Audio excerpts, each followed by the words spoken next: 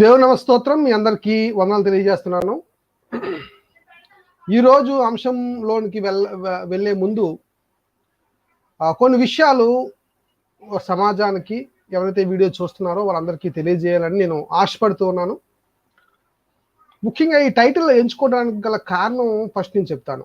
అదేంటంటే, ఏది సనాతన లిపి? గత 6 సంవత్సరాల నుంచి తెలుగు 2 రాష్ట్రాల్లో చాలా పెద్ద యుద్ధమే జరిగింది అని నేను అంటాను. సోషల్ మీడియా ప్లాట్ఫామ్లో చాలా పెద్ద యుద్ధం జరిగింది. క్రైస్తవులను, బైబిలను, యేసుక్రీస్తును నిందిస్తూ, దూషిస్తూ అనేకమైన వీడియోలు చేస్తూ ఎంతవరకు వెళ్ళిపోయారంటే షార్ట్ ఫిలిమ్స్ వరకు వెళ్ళిపోయారు. వాటినన్నిటినీ ఎదిరిస్తూ క్రైస్తవ సమాజం నుంచి కొందరు వీరులు బయలుదేరి గత 6 సంవత్సరాల నుండి ఈ ఫేస్బుక్లోను, యూట్యూబ్లోను, ఈ 2 ప్లాట్ఫామ్స్లో పోరాటం చేస్తూనే ఉన్నారు ఇంతవరకు.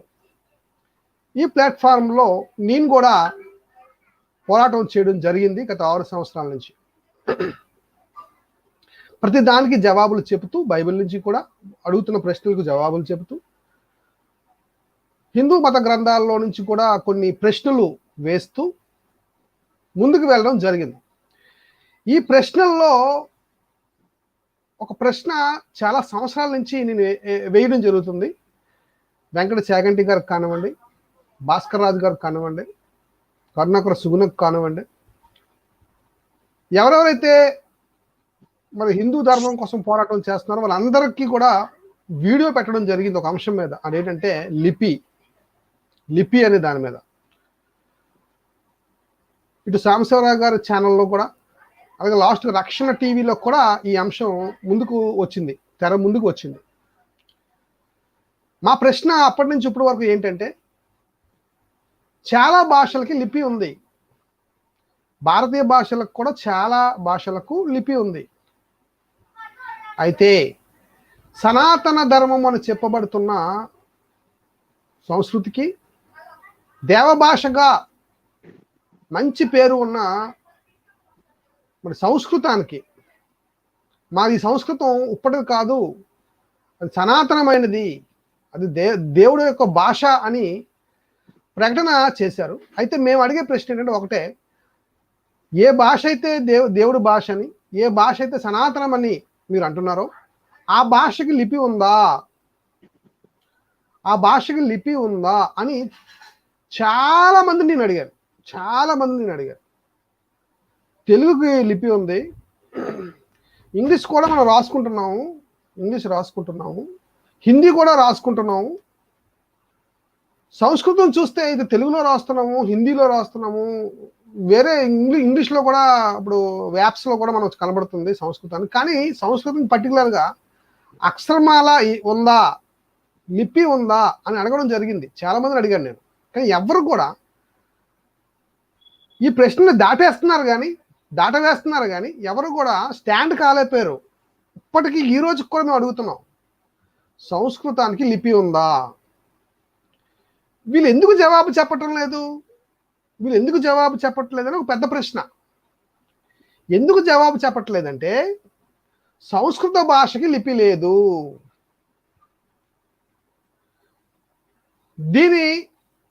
దీని తాలూకా సిచ్యువేషన్ ఏంటి, దీని తాలూకా అసలు మూలాలేంటి ఈరోజు మనం తెలుసుకుందాం. ముఖ్యమైన నా వాదన ఏంటంటే, ప్రపంచ దేశాలకు లిపిని తెచ్చింది బైబిల్ గ్రంథమే. మళ్ళా చెప్తున్నాను, ప్రపంచ దేశాలకు లిపిని తెచ్చింది బైబిల్ గ్రంథమే. బైబిల్లో కనబడుతున్న యెహోవా అనే దేవుడు, సీనాయి కొండ మీద 10 ఆజ్ఞలు పలకల మీద రాశారు. అదే ఈ ప్రపంచానికి మూల ప్రతి అనొచ్చు. ఒక మాటలో చెప్పాలంటే స్క్రిప్చర్ అంటాం మనం. అక్షరమాలకు ఆరంభం, అక్షరమాలకు ఆరంభం అని నేను అంటున్నాను. ఇప్పుడు ఒకసారి రెఫరెన్స్తో కూడా మీ ముందుకు వస్తాను. ఒకసారి చూద్దాం రెఫరెన్స్ చూస్తూ, దాని తర్వాత మన అతిథిని, గెస్ట్ని మనం పిలుద్దాం. ఒకసారి అక్కడికి వెళ్ళిపోయిన తర్వాత మనం పిలుద్దాం అండి. రైట్, ఒకసారి మీకు ఆ రెఫరెన్స్ చూపిస్తాను, దాని తర్వాత మనం ముందుకు వెళ్ళిపోతాం టాపిక్లో నుంచి. ఓకే, చూద్దామండి ఒకసారి.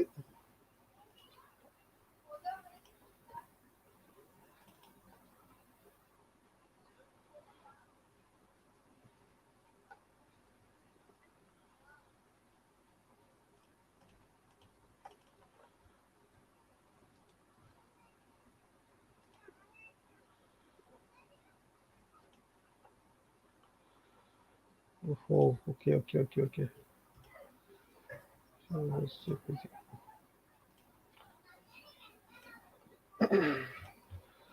ఓకే అండి. ఫస్ట్ మనం ఆ గెస్ట్ని పిలిచేద్దాం, దాని తర్వాత నేను క్లిప్ చూపిస్తాను, దాంతో మనం ముందుకు వెళ్దాం.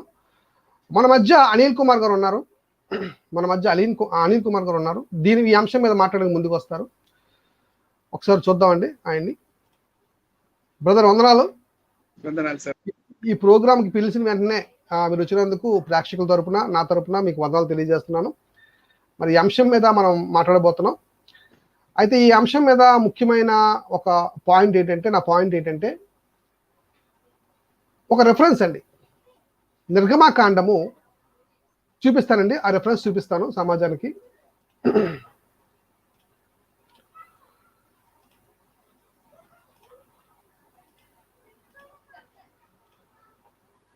చూడండి ఒకసారి ఈ రిఫరెన్స్ చూద్దాం. నిర్గమాకాండం 31వ అధ్యాయం 18వ వచనం బాగా గమనించాలి, ప్రేక్షకులందరూ గమనించాలి.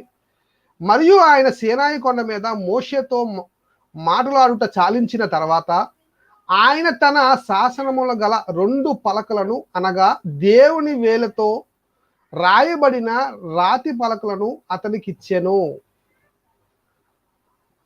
అనగా దేవుని వేలతో రాయబడిన రాతి పలకలను, దేవుని వేలతో రాయబడిన రాతి పలకలను. నిర్గమాకాండం 31వ అధ్యాయము 18వ వచనాన్ని మనం చూసుకున్నాం. ఇక్కడ మనం బాగా గమనించండి ప్రేక్షకులారా, బాగా గమనించండి, బాగా గమనించండి. నిర్గమాకాండం 31:18 దేవుని వేలతో లిపి మొదలైంది, దేవుని వేలతో లిపి మొదలయ్యింది అని నేను నా వాదన. ఈ వాదన కాదు అనేవారు ఎవరైనా ఉంటే నిరూపించుకోండి అనే ఒక ఛాలెంజ్ నేను విసురుతున్నాను. వెంకట చాగంటి గారికి కానివ్వండి, భాస్కర్ రాజు గారికి కానివ్వండి, అలాగే కొత్తగా వచ్చిన ముదుగొండ గారికి కానివ్వండి, మరి సంస్కృత పండితుల్ని అని చెప్పుకుంటున్నారు వీళ్ళందరూ ఏం చెప్తున్నారంటే, సంస్కృత భాషే ఈ ప్రపంచానికి మూల భాష, సంస్కృత భాషే దైవ భాష అంటూ వీరు మాట్లాడుతున్నారు. అంటే ఇటుపక్క నుంచి భారతదేశం నుండి ప్రపంచానికి భాషలు వెళ్ళాయి, అలాగే లిపులు వెళ్ళాయి అన్నట్టుగా వీళ్ళు మరి కటింగ్లు ఇస్తున్నారు. ఒక మాట చెప్పాలంటే కటింగ్లు ఇస్తున్నారు. సో మీ కటింగ్లు పక్కన పెట్టి నా ఛాలెంజ్ని రిసీవ్ చేసుకోండి. నిర్గమాకాండం ప్రకారంగా 2 రాత పలకల మీద ఉన్న దేవుని వేలుతో రాయబడిన ఆ 10 ఆజ్ఞలే ఆరంభముగా ఉన్న లిపి అని నేను ఈరోజు నిరూపించదలిచాను. It's my open challenge. ఎవరైనా నిరూపించగలరా? ప్రపంచానికి మూలప్రతి బైబిలే, ప్రపంచానికి మూలము మొట్టమొదటగా రాయబడిన అక్షరమాల రాతి పలకల మీద రాయబడిన దేవుని యొక్క వెలుతో రాయబడిన ఆ వాక్యమే అని నేను ఓపెన్ ఛాలెంజ్ చేస్తున్నాను. ఇకపోతే అసలు లిపిలు ఎలాగొచ్చాయి, దాని హిస్టరీ ఏంటి, దాని చరిత్ర ఏంటి, దాని పూర్తి స్థాయి వివరణ మన అనిల్ గారు మన ముందుకు వస్తున్నారు.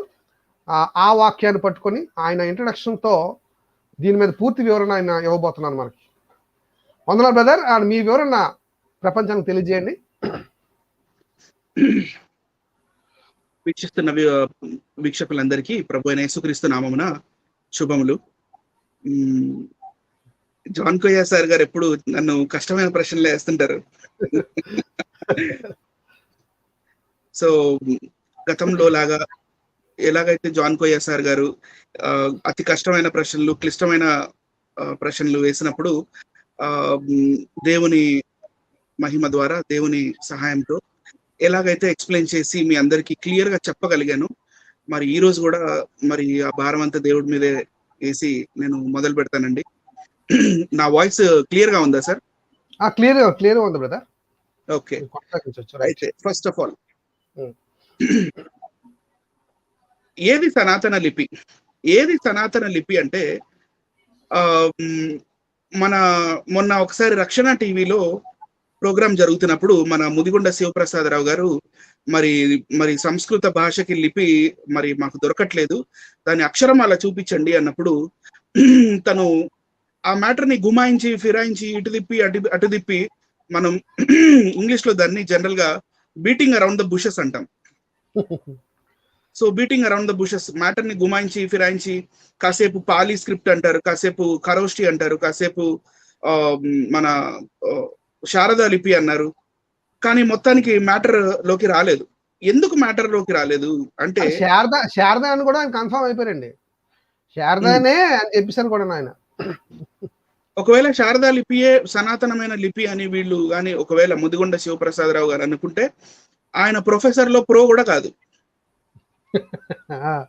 ప్రొఫెసర్ స్పెల్లింగ్ లో ఉన్న ప్రో కూడా కాదు ఆయన.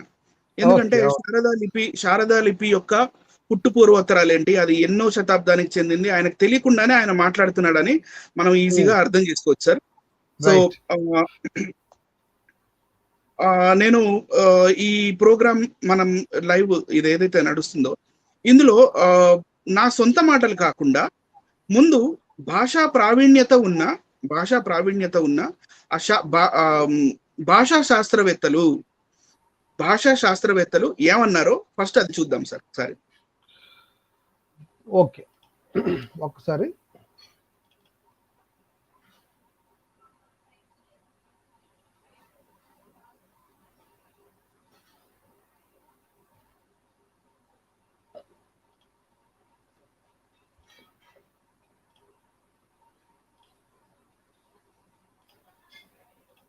ఇప్పుడు మనం అర్థం చేసుకోవాల్సింది ఏంటంటే ఒక చిన్న ట్విస్ట్, అది మనం అర్థం చేసుకోవాల్సింది ఏంటంటే, నోటితోటి మనం మాట్లాడే భాష అది వేరు, దాన్ని ఒక ఫిగర్ లాగా లేకపోతే ఒక అక్షరం లాగా దాన్ని ఎక్స్ప్రెస్ చేసి దాన్ని వర్డ్స్ తయారు చేసి ఆ వర్డ్స్ నుంచి ఒక సెంటెన్స్ గా తయారు చేసి రాయడం అనేది that is different.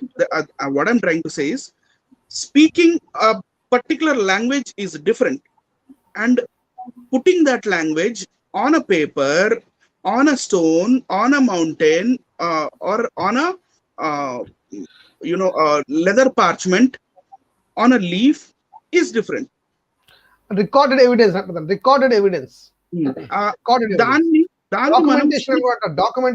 documentation right.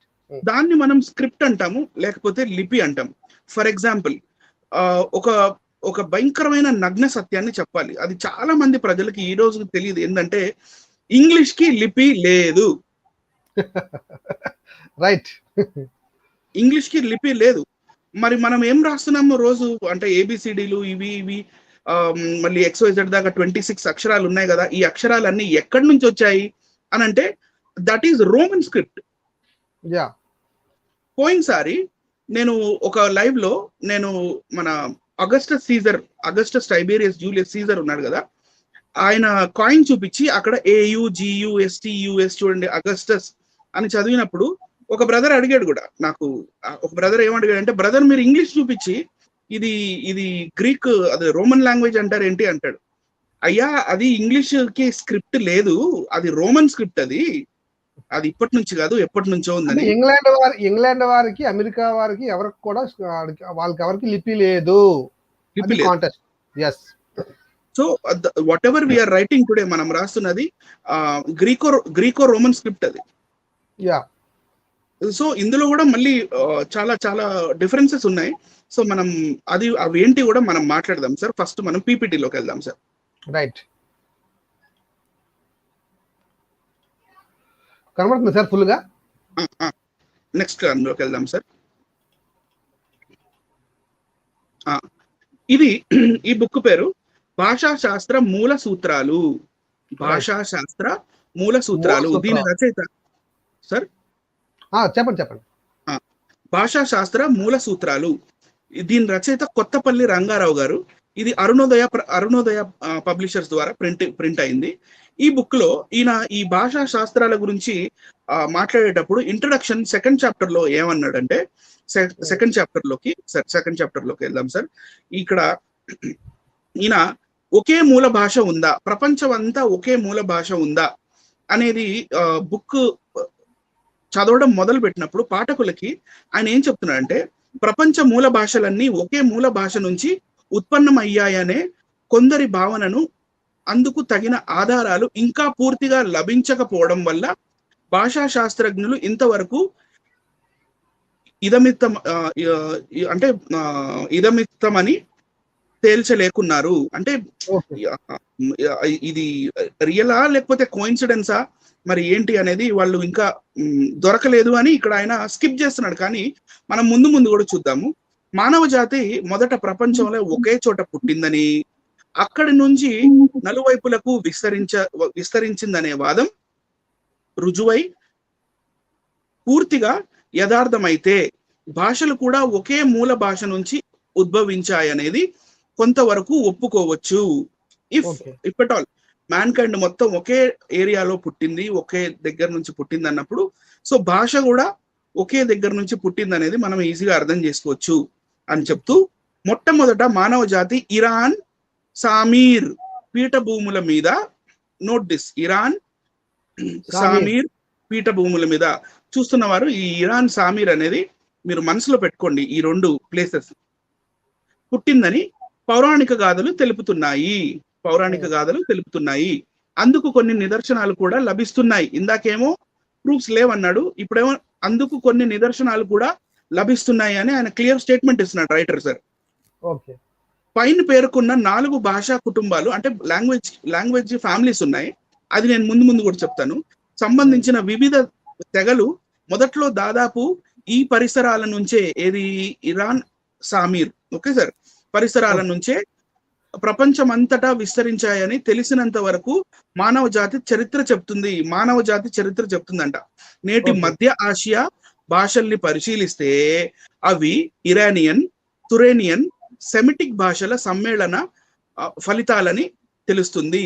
కానీ ఇప్పటికీ తవ్వి తెలుసుకున్నంత వరకు ప్రాచీన మానవుల పుర్రెలు, ఎముకలు, కంకాళాలు చైనా, జావా, ఆఫ్రికా, యూరోప్ మొదలగు చోట్ల దొరికాయి.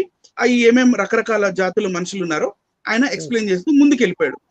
కానీ ఇంకొక బుక్ ఉంది, ఆ బుక్ పేరు Aryanization of India. The Aryanization of India. ఈ ఆర్యనైజేషన్ 1925 ఈ రోజుకి కరెక్ట్ గా 96 సంవత్సరాల క్రితం రాయబడిన బుక్ అండి ఇది. ఇది రాసింది రైటర్ వచ్చేసి నృపేంద్ర కుమార్ దత్ గారు ఎవరంటే professor of history, Hooghly government college లో ప్రొఫెసర్ ఆఫ్ హిస్టరీ. అండ్ ఈయన చేసిన ఈ పరిశోధనలు ఇవన్నీ ఆర్కియాలజికల్ సర్వే ఆఫ్ ఇండియా వాళ్ళ దగ్గర ఇవన్నీ సేఫ్ గా ఉన్నాయి. సో ఈయన చాప్టర్ 1 లో ఏం చెప్తున్నాడో ఒకసారి చూద్దాం సార్. చాప్టర్ 1 సేఫ్ గా ఉన్నాయి. నా వాయిస్ మళ్ళీ నాకు వినపడుతుంది sir. Okay sir. Chapter 1. It was memorable moment when Sir William Jones observed in 1786. Am I clear, sir? Am I audible? Yes. Okay, sir. Sir William Jones observed in 1786, 1786 that the Sanskrit language, the language of Persia, the language of Greece and Rome, the language of Celts and Germans were all closely connected. ఆయన భాషలు, ప్రపంచ భాషలన్నీ చాలా close గా monitor చేస్తూ ఆయన research చేస్తున్న కాలంలో ఆయన ఫిలాలజిస్ట్ అన్నమాట. ఫిలాలజిస్ట్ అంటే ప్రపంచ భాషలన్నిటినీ ఆయన అధ్యయనం చేసే స్కాలర్. ఆయన ఏమన్నాడంటే సంస్కృత భాష, పర్షియా భాష, గ్రీకు భాష, రోమ్ భాష, మళ్ళీ కెల్ట్స్ వీళ్ళు మాట్లాడే భాష, జర్మన్స్ వీళ్ళు మాట్లాడే భాష, ఇవన్నీ క్లోజ్లీ కనెక్టెడ్ అయి ఉన్నాయి. So much so that believing them to have sprung from some common source, వీళ్ళన్నిటికీ అంటే ఈ భాషలు మాట్లాడుతున్న ప్రజలందరూ ఒక కామన్ సోర్స్ నుంచే బయటికి వచ్చారు అనేది ఆయన చెప్తున్నాడు. అంటే ఆ కామన్ సోర్స్ ఎక్కడి నుంచి అయితే బయటకు వచ్చారో ఆ సోర్స్ ఇప్పుడు లేదు, which perhaps no longer exists. These observations laid the foundation stone. These observations laid the foundation stone for comparative philology. Compare చేస్తూ భాషల్ని కంపేర్ చేస్తూ వీళ్ళు ఇంకా పరిశోధన మొదలు పెట్టారు, which was placed on a scientific footing by Bopp. బాప్ అనేది ఆయన కూడా ఒక philologist. In his comparative grammar about 50 years later, తర్వాత ఈయన చెప్పిన మన విలియం జోన్స్ గారు చెప్పిన ఈ స్టేట్మెంట్ ప్రకారము 50 సంవత్సరాల తర్వాత ఈయన బాగా పరిశోధన చేశాడు. At once the hypothesis arose that the ancestors of the person speaking these connected languages belong to one stock which once lived in one place and spoke one language. వీళ్ళందరూ ఈ గ్రీకు భాష, రోమన్ భాష, Persian భాష, సంస్కృత భాష, కెల్ట్ భాష, German భాష మాట్లాడుతున్న వాళ్ళందరూ ఒక టైం అప్పుడు ఒకే గుంపుకి, ఒకే మందకి, లేకపోతే ఒకే తెగకి చెందిన వాళ్ళు అని క్లియర్ గా అర్థమైపోయింది. ఎందుకంటే కొన్ని వర్డ్స్ లైక్ ఫాదరే అన్నప్పుడు ఇంగ్లీష్ లో ఫాదర్ అంటాం, మళ్ళీ సాంస్క్రిట్ వచ్చేసరికి పిత్ర్ అయిపోయింది. పాత్రే పిత్ర్, మళ్ళీ మాత్రే మదర్, మాతృ, భ్రాత బ్రదర్, భ్రాత్రే, మళ్ళీ భ్రాత, ఇవన్నీ. సో ఇవన్నీ చాలా దగ్గరగా ఉన్నాయి, ఈ ఫాదర్, మదర్, ఈ బ్రదర్, ఇవన్నీ. సో ఇవన్నీ ఒకే ప్లేస్ నుంచి వచ్చి ఉండొచ్చు అనేది వీళ్ళు స్ట్రాంగ్ ఒక ఒపీనియన్ కి వచ్చేసారు. One of the most famous advocates of this hypothesis was Max Muller. Max Muller అనగానే ఇంకా మన ఫ్రెండ్స్ కి మ్యాక్స్ మ్యూలర్, అమ్మో మ్యాక్స్ మ్యూలర్ మా వేదాల్ని మార్చేశాడు అంటారు. మ్యాక్స్ మ్యూలర్ ఎప్పుడు ఇండియాకి రాలేదు నాకు తెలిసినంత వరకు సార్. నాకు తెలిసినంత వరకు అసలు మ్యాక్స్ మ్యూలర్ ఎప్పుడు ఇండియాకి రాలేదు. ఆయన he's the linguist, right sir. So Max Muller అవి ఉన్నట్టుగా తర్జుమా చేశాడు ఆయన రీసెర్చ్ ప్రకారం. అసలు మాక్సిమం లేకపోతే అసలు వేదాలు అసలు వీళ్ళ చేతులకు ఎలాగొస్తాయండి అసలు నాకు అర్థం కావట్లేదు. తప్పించుకోవడానికి చెప్పే రీజన్ సార్. అవును. సో మ్యాక్స్ మిల్లర్ ఏమనంటే, who in his lectures on the science of language అనే లెక్చర్ 1861 లో జరిగింది సార్. 200 సంవత్సరాలకు పైగా ఆ కాలంలో asserted that there was a time when the first ancestors of the Indians, అంటే పితరులు, ఎవరి పితరులు? భారతీయులు, పర్షియన్స్, గ్రీక్స్, రోమన్స్, స్లావ్స్ అంటే యుగోస్లావియా లేకపోతే చెకోస్లోవాకియా, ఈ స్లావ్స్ ఉన్నాయి కదా, ఈ స్లావ్స్, కెల్ట్స్ అంటే కెల్టిక్ పీపుల్ ఉంటారు కదా sir, Celts and the Germans were living together with in the same enclosure. Sir next page sir. వీళ్ళందరూ ఒకే సేమ్ ఎన్క్లోజర్ లో లేకపోతే సేమ్ ప్లేస్ లో బతికారు వాళ్ళందరూ, ఈ భాషలు మాట్లాడుతున్న వాళ్ళందరూ. సేమ్ రూఫ్ అని ఉందండి ఇక్కడ, రైట్ అని మీరు అనుకుంటున్నారా? Together with in the same enclosure? No కాదు. అండర్ ద సేమ్ రూఫ్, ఒకే చూరు కింద లేకపోతే ఒకే కప్పు కింద లేకపోతే ఒకే ఇంట్లో వాళ్ళు ఉండేవాళ్ళు ఒకప్పుడు. అందుకే ఈ భాషలన్నీ కలుస్తున్నాయి. And that place was central ఏషియాలోని ప్లేస్ అది, where the ancestors of the Indians and Persians started for the south. వాళ్ళల్లో పుట్టిన వాళ్ళే, వాళ్ళ తరాల వాళ్ళు కొంతమంది ఇండియాకి, కొంతమంది పర్షియాకి వెళ్ళిపోయారు for the south. And the leaders of the Greek, Roman, Celtic, Teutonic and Slavonic colonies march towards the shores of Europe. వాళ్ళందరూ యూరప్ వైపు ఇలా ప్రపంచాన్ని వీళ్ళు కప్పేశారు అని చెప్పి ఈయన క్లియర్ గా చెప్తున్నాడు సార్. సో కన్ఫర్మ్ చేశాడు. కానీ ఈయన మాటలు మళ్ళీ ఈ మ్యాక్స్ మిల్లర్ మాటలు, మళ్ళీ ఇందాక చెప్పిన విలియం జోన్స్ గారి మాటలు, మళ్ళీ బాప్ ఈయన మాటలు, మళ్ళీ ఇందాక మన తెలుగు బుక్ లో నుంచి చూపించిన మన కొత్తపల్లి రంగారావు గారు, వీళ్ళందరూ ఒకవైపు సూచిస్తున్నారు. ఒకవైపు సూచన, ఈ ఫింగర్స్ అన్ని ఒకవైపు వెళ్తున్నాయి. వీళ్ళందరూ ఏమంటున్నారంటే సెంట్రల్ ఏషియా అంటున్నారు. అందరూ సెంట్రల్ ఏషియా వైపు చూపిస్తున్నారు. సో ఈయన కొత్తపల్లి రంగారావు గారు ఏమన్నారంటే ఇరాన్, సామీర్ ప్రాంతంలో అన్నాడు. వీళ్ళేమో సెంట్రల్ ఏషియా అంటున్నారు. అసలు ఈ కథ ఏంది, కమామిష్ ఏంది, సెంట్రల్ ఏషియాలో ఎవరు ఉండేవాళ్ళు, ఏం జరిగింది అంటే మనం బైబిల్ గ్రంథంలోకి వెళ్ళాలి సార్. రైట్. బైబిల్ గ్రంథంలోకి వెళ్తే అక్కడ నోవాహు కాలంలో యేసు మన యెహోవా దేవుడు నోవాకి చెప్పారు, నువ్వు ఒక పెద్ద పడవని గట్టు, ఒక పెద్ద షిప్ ని నువ్వు తయారు చేస్తే అందులో వివిధ రకాల జంతువులు వారి వస్తాయి, మీ ఫ్యామిలీ అందరు అందులో ఉండండి అని చెప్పటం. దాని తర్వాత 40 days and 40 nights అనే కాన్సెప్ట్ మనకి కనబడుతుంది. 40 రోజులు మరియు 40 రాత్రులు. ఇంకా వర్షం కురిసే టైము, తర్వాత ఆయన నివసించే టైం ఏమో సుమారు 1 year అందులో ఉన్నది. 40 పగళ్ళు 40 రాత్రులు వర్షం పడింది. ఆ వర్షం పడినా కూడా జలప్రళయం వచ్చినందువలన వీళ్ళు 1 సంవత్సరం పాటు ఆ నావలోనే ఉండిపోవాల్సి వచ్చింది.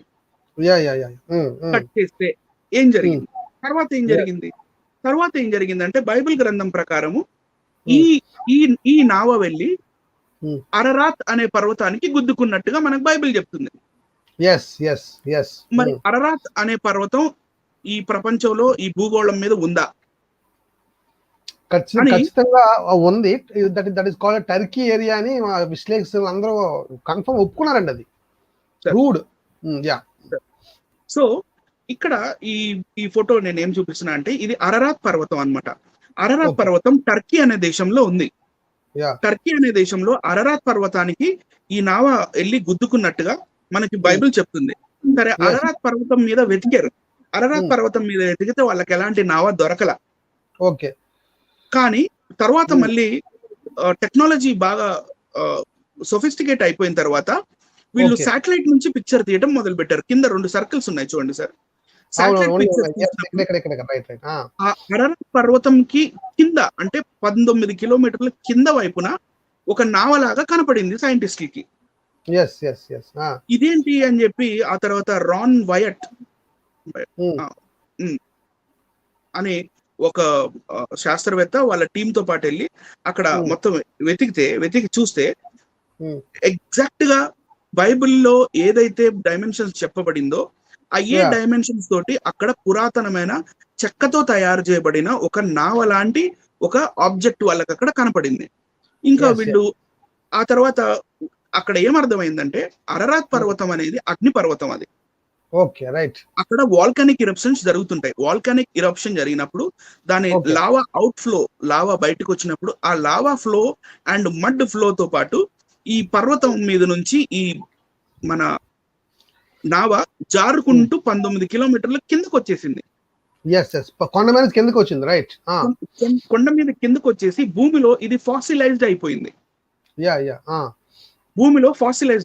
నెక్స్ట్ ఫోటోలో కానీ మనం ఒకవేళ చూస్తే ఇక్కడ మనకి క్లియర్ గా అర్థమైపోతుంది. ఇదంతా నేను ఎందుకు చెప్తున్నానంటే పాయింట్ కి వస్తున్నాను. మౌంటైన్ ఆఫ్ అరరాత్ దాని కింద అంటే మొత్తం మౌంటైన్ కిందకి వెళ్ళలేదు, ఇంకా మౌంటైన్ కొంచెం పైకే ఉంది. ఇది ఫ్రంట్ భాగం ఇక్కడ మీకు కనపడుతుంది, వెనకాల భాగం కనపడుతుంది. ఎగ్జాక్ట్ బిబ్లికల్ లెంగ్త్, బైబిల్ ప్రకారం లెంగ్త్ ఎంత ఉండాలో అంత లెంగ్త్ ఉంది దాని బేస్. మళ్ళీ చెక్కలతో పాటు దాని సైడ్ రిబ్స్ అన్ని చేయడం జరిగింది. తర్వాత మెటల్ డిటెక్టర్ తోటి వీళ్ళు టెస్ట్ చేస్తే లోపల మెటల్ స్ట్రిప్స్ కూడా కనపడ్డాయి ఇందులో. ఇది చాలా పురాతనమైనది. సో దీని మీద పరిశోధనలు చేసిన తర్వాత నెక్స్ట్ దీంట్లో మనకి ఏం కనపడుతుందంటే ఈ టర్కీ దేశము, టర్కీ గవర్నమెంట్ ఏం చెప్పిందంటే government confirms this is నోవాస్ arc. మనకి ఇలాంటి కథే మత్స్య పురాణంలో కూడా కనపడుతుంది. ఈ మత్స్య పురాణంలో కనపడుతున్న ఈ నావ వెళ్ళి హిమాలయాలకి గుద్దుకుందని రాసింది. భవిష్య పురాణంలో చూసాను సార్. భవిష్య పురాణం మత్స్య పురాణంలో కూడా ఉంది సార్. వైవస్వత మనువు ఎక్కుతాడు. ఈ నోవా గారి పడవలో 8 మంది ఎలాగుంటారో ఈ వైవస్వత మనువు ఎక్కిన ఈ పడవలో కూడా 8 మందే ఉంటారు. కానీ ఇందులో వీళ్ళ ఫ్యామిలీ ఉండదు. వైవస్వత మనువుతో పాటు సప్తఋషులు ఉంటారు అనమాట ఇందులో. అరరాత్ పర్వతం దగ్గర ఈ నోవా గారి ఈ నావ దొరికింది, కానీ హిమాలయాల్లో వైవస్వత మనువు యొక్క నావ దొరకల. ఇంతవరకు దొరకలేదు. మరి దొరకలేదు సార్. అదే మరి అంటే ఇప్పుడు వాళ్ళ గ్రంథాల్లో ఉన్నవి వాళ్ళు పరిశోధన చేసి మరి బయటకు తీస్తే ప్రపంచం నమ్ముతుంది. మరి బైబిల్లో ఉన్న విషయాన్ని దేవుడు పబ్లిక్ గా నిరూపించాడు ఇక్కడ. మా నోవాహార్క్ దొరికిందంటే మరి దేవుడు నిరూపించాడు అనమాట. అది పాయింట్. రైట్. ఇప్పుడు ఇదంతా ఈ మొత్తం స్టోరీ మనం సండే స్కూల్ పిల్లలకి సండే స్కూల్ దగ్గర నుండి నేను చిన్న ఉన్నప్పుడే విన్నాను. నేను 5-6 సంవత్సరాలు ఉన్నప్పుడే సండే స్కూల్లో ఫస్ట్ టైం ఈ కథ విన్నాను నేను. ఓకే.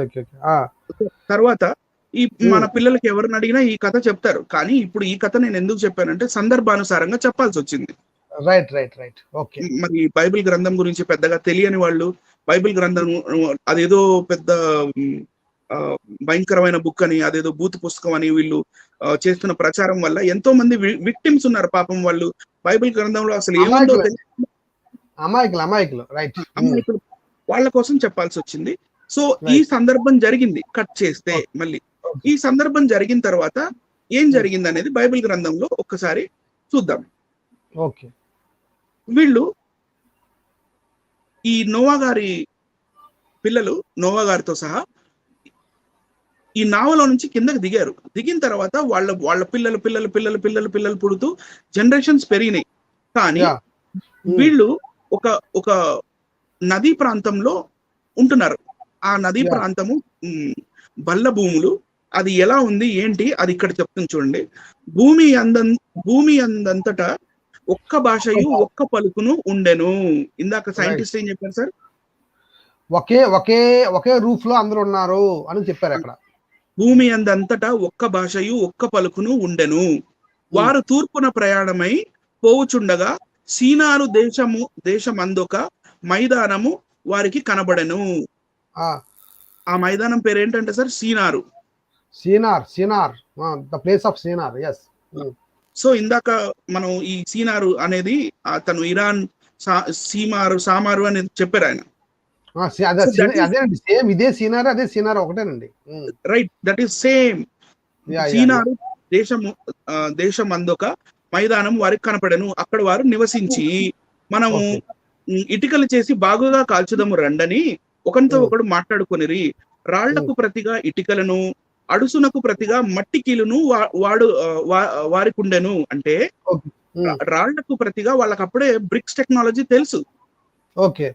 బ్రిక్స్ టెక్నాలజీ తెలుసు వాళ్ళకి. నోవా గారి కాలంలోనే బ్రిక్స్ టెక్నాలజీ ఉంది. ఓకే. సో ఇక్కడ అడుసు అంటే మార్టర్, ఈ లైమ్ స్టోన్ తోటి వగేరా చేసే ఈ మార్టర్ ప్లేస్ లో వీళ్ళకి ఏముందంటే మట్టి కీలు అంటే మనం ఒకవేళ హీబ్రూ భాషలో చూస్తే అక్కడ చమార్ అని ఉంది. చామార్ అంటే తెలుగులో చమురు. రైట్. ఓకే. చమురు అంటే అక్కడ ఏం చమురు దొరుకుతుంది? అక్కడ మనకి అక్కడ తార్ అంటే డాంబర్, రోడ్లు వేస్తారు చూడండి, డాంబర్. అది ఉబుకుతూ బయటకు వస్తుంటది. అక్కడ అంతా కింద అండర్ గ్రౌండ్ లో పెట్రోలియం క్రూడ్ ఆయిల్స్ ఉంటాయి కాబట్టి ఈ డాంబర్ అనేది అది అక్కడ ఉబుకుతూ ఉన్నప్పుడు ఈ మోర్టార్ ప్లేస్ లో ఈ తార్ లేకపోతే డాంబర్ లేకపోతే తెలుగులో చమురు లేకపోతే మళ్ళీ హిబ్రూ భాషలో చామార్ దాన్ని యూజ్ చేశారు అని చెప్తుంది సార్. ఓకే. మరియు మనము భూమి అంతటి చెదిరిపోకుండా ఒక పట్టణమును ఆకాశమునంటూ శిఖరము గల ఒక గోపురమును కట్టుకొని పేరు సంపాదించుకుందాము రండని వాళ్ళు మాట్లాడుకున్నారు అక్కడ భూమి ఆ మైదానంలో. యెహోవా నరుల కుమారులు కట్టిన పట్టణమును గోపురమును కూడా దిగి వచ్చెను. ఈ పాయింట్ నెంబర్ 1 సార్. యెహోవా దేవుడు అక్కడ ఒంటరిగా వచ్చెను. అప్పుడు యెహోవా ఇదిగో జనము ఒక్కటే, వారికందరికీ భాష ఒక్కటే, వారు ఈ పని ఆరంభించి ఉన్నారు. ఇక మీదట వారు చేయదలుచు ఏ పనినైనను చేయకుండా వారికి ఆటంకం ఏమీ ఉండదు కనుక మనము దిగిపోయి, ఇక్కడే ఉన్నాడు యెహోవా దేవుడు వచ్చారు, చూశారు, పైకి వెళ్ళి ఆయన ఎవరితోటి త్రిత్వంతో మాట్లాడుతున్నారు చూడండి. కనుక మనము దిగిపోయి వారిలో ఒకని మాట ఒకనికి తెలియకుండా అక్కడ వారి భాషను తారుమారు చేయదము రండి రా అనట్లేదు, రండి అనుకునేను, రండి అని అనుకునేను అనలేదు ఆయన, అనుకునేను. ఓకే. Right sir. సో ఇక్కడ మనకు ఆది కాండంలోనే జీసస్ క్రైస్ట్ కనపడతారు. సో ఇక్కడ టాపిక్ అది కాదు కాబట్టి ఇక్కడ నేనేం చెప్తున్నా అంటే భాషలు అక్కడి నుంచి తారుమారైపోయాయి. తారుమారైపోయిన తర్వాత అలాగూ యెహోవా అక్కడ నుండి భూమి అందంతటా వారిని చెదరగొట్టెను గనుక వారు ఆ పట్టణములు కట్టక మానిరి. అంటే ఇక్కడ ఒక క్లియర్ మనకు పాయింట్ ఏం తెలుస్తుందంటే దేవుడు ఆయన అనుకున్నది ఏంటంటే ఈ భూమి అంతా మనుషులు కప్పేయాలి, ఈ భూమి మొత్తాన్ని మనుషులు స్వాధీనం చేసుకోవాలి అని దేవుడు ఆశిస్తే, ఈ మనుషులు వీళ్ళు ఏమనుకున్నారంటే, అమ్మో మళ్ళీ ఇట్లాంటి ఒకసారి ఇట్లా జలప్రలయం వస్తే మనం చచ్చిపోతాం కదా, కాబట్టి ఒక పొడుగు టవర్ కట్టుకొని ఆ టవర్ లో ఉందాము అని అనుకున్నారు వీళ్ళు. కానీ దేవుడికి అలా నచ్చలేదు. దేవుడు భూమిని మనిషికి ఇచ్చింది మనిషి స్వతంత్రించుకోవడానికి. సో బాబు మీరు స్వతంత్రించుకోండి అని చెప్పి వారి భాషని దేవుడు తారుమారు చేశాను. ఇన్ని భాషలు తర్వాత పుట్టడానికి గల కారణం ఇదే అని బైబిల్ చెప్తుంది సార్. సో ఆ సీనారు ప్రాంతం ఎక్కడుందో చూద్దాం సార్. ఇప్పుడు కనబడుతుందా? రాలేదు సార్. రాలేదా? ఒక నిమిషం.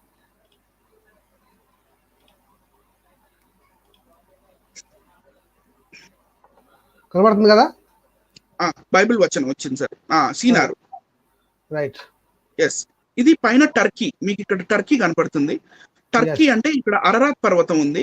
అరరాత్ పర్వతం దగ్గర వీళ్ళు నావ దిగిన తర్వాత కిందకి వీళ్ళు ఇటు చూస్తేనేమో యూఫ్రటిస్ నది, ఇటు చూస్తే టిగ్రిస్ నది.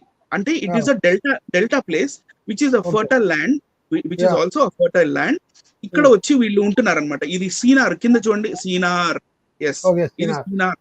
ఇక్కడ ఇండియాలో కూడా ఇలాంటి మెసొపొటేమియా పేరు కూడా ఉంది ఇక్కడ పైన, మెసొపొటేమియా. సో ఇక్కడ ఇండియాలో కూడా ఇలాంటి 2 నదులు పక్క పక్కనే ఉన్న ప్లేసులు ఉన్నాయి. ఇటు యమున, ఇటు గంగా ఉంటుంది. దాన్ని దోఆబ్ అంటారు. దోఆబ్ అంటే దో అంటే 2, ఆబ్ అంటే వాటర్, పానీ అంటే పంజాబ్ అంటారు కదా సార్. 5 నదులు, 5. పంజ్ అంటే 5, పంజ్ అంటే 5, ఆబ్ అంటే వాటర్. సో దో అంటే 2, ఆబ్ అంటే వాటర్, దోఆబ్. సో ఇది కూడా ఇది సెంట్రల్ ఏషియాలోని దోఆబ్ ప్లేస్ అన్నమాట. The place between 2 reverse. ఈ రివర్స్ మధ్యలో వీళ్ళు ఉండేవాళ్ళు. ఇక్కడ నుండి చెల్లా చెదరైపోయారని బైబిల్ చెప్పింది, సైంటిస్టులు చెప్పారు, లింగ్విస్టులు చెప్పారు. మరి చారిత్రక ఆధారాలు కూడా ఉన్నాయి. అంటే ఈ ప్రాంతం అంతా ఉండి ఇక్కడ కట్టారు, బాబిలోన్ దగ్గర ఈ ఏరియాలో కట్టారనమాట బాబెల్ గోపురం సార్. ఇక్కడ కట్టి ఇక భాషలు తారుమారైపోయిన తర్వాత వాళ్ళు అక్కడి నుంచి బయలుదేరి ఇక వేరే వేరే ప్రదేశాలకి వెళ్ళిపోయారు. ఏ ప్రదేశాలకు వెళ్ళారు, ఏ ప్రదేశంలో ఎవరు సార్?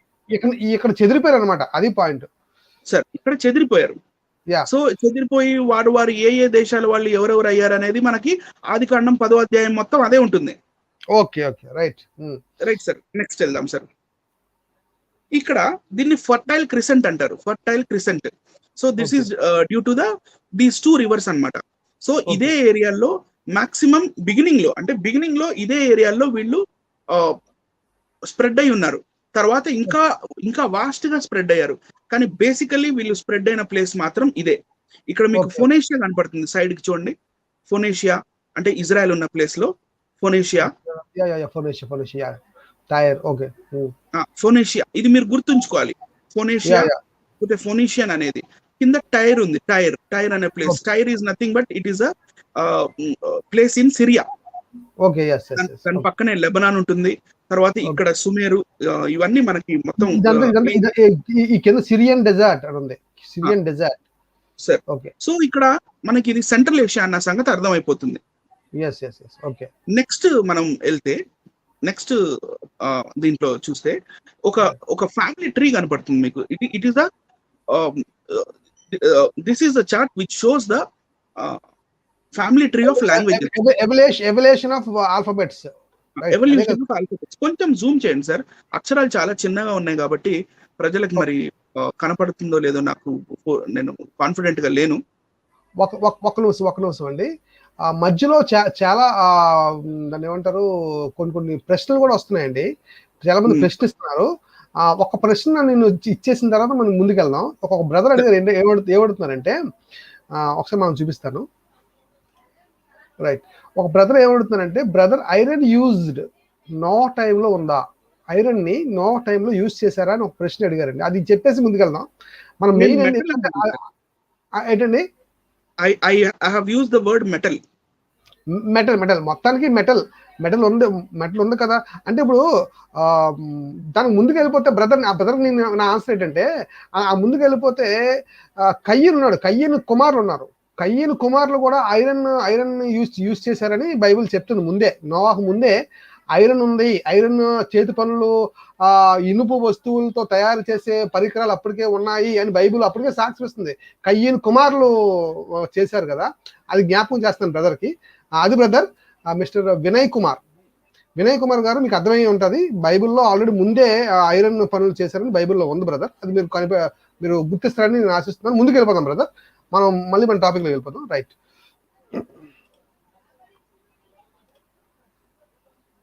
నేను జూమ్ చేస్తాను బ్రదర్ ఇది ఫుల్గా. రైట్, చూడండి బ్రదర్, సరిపోతుంది కదా? రైట్, ఫుల్ జూమ్ బ్రదర్, కనబడుతుంది. ఇక్కడ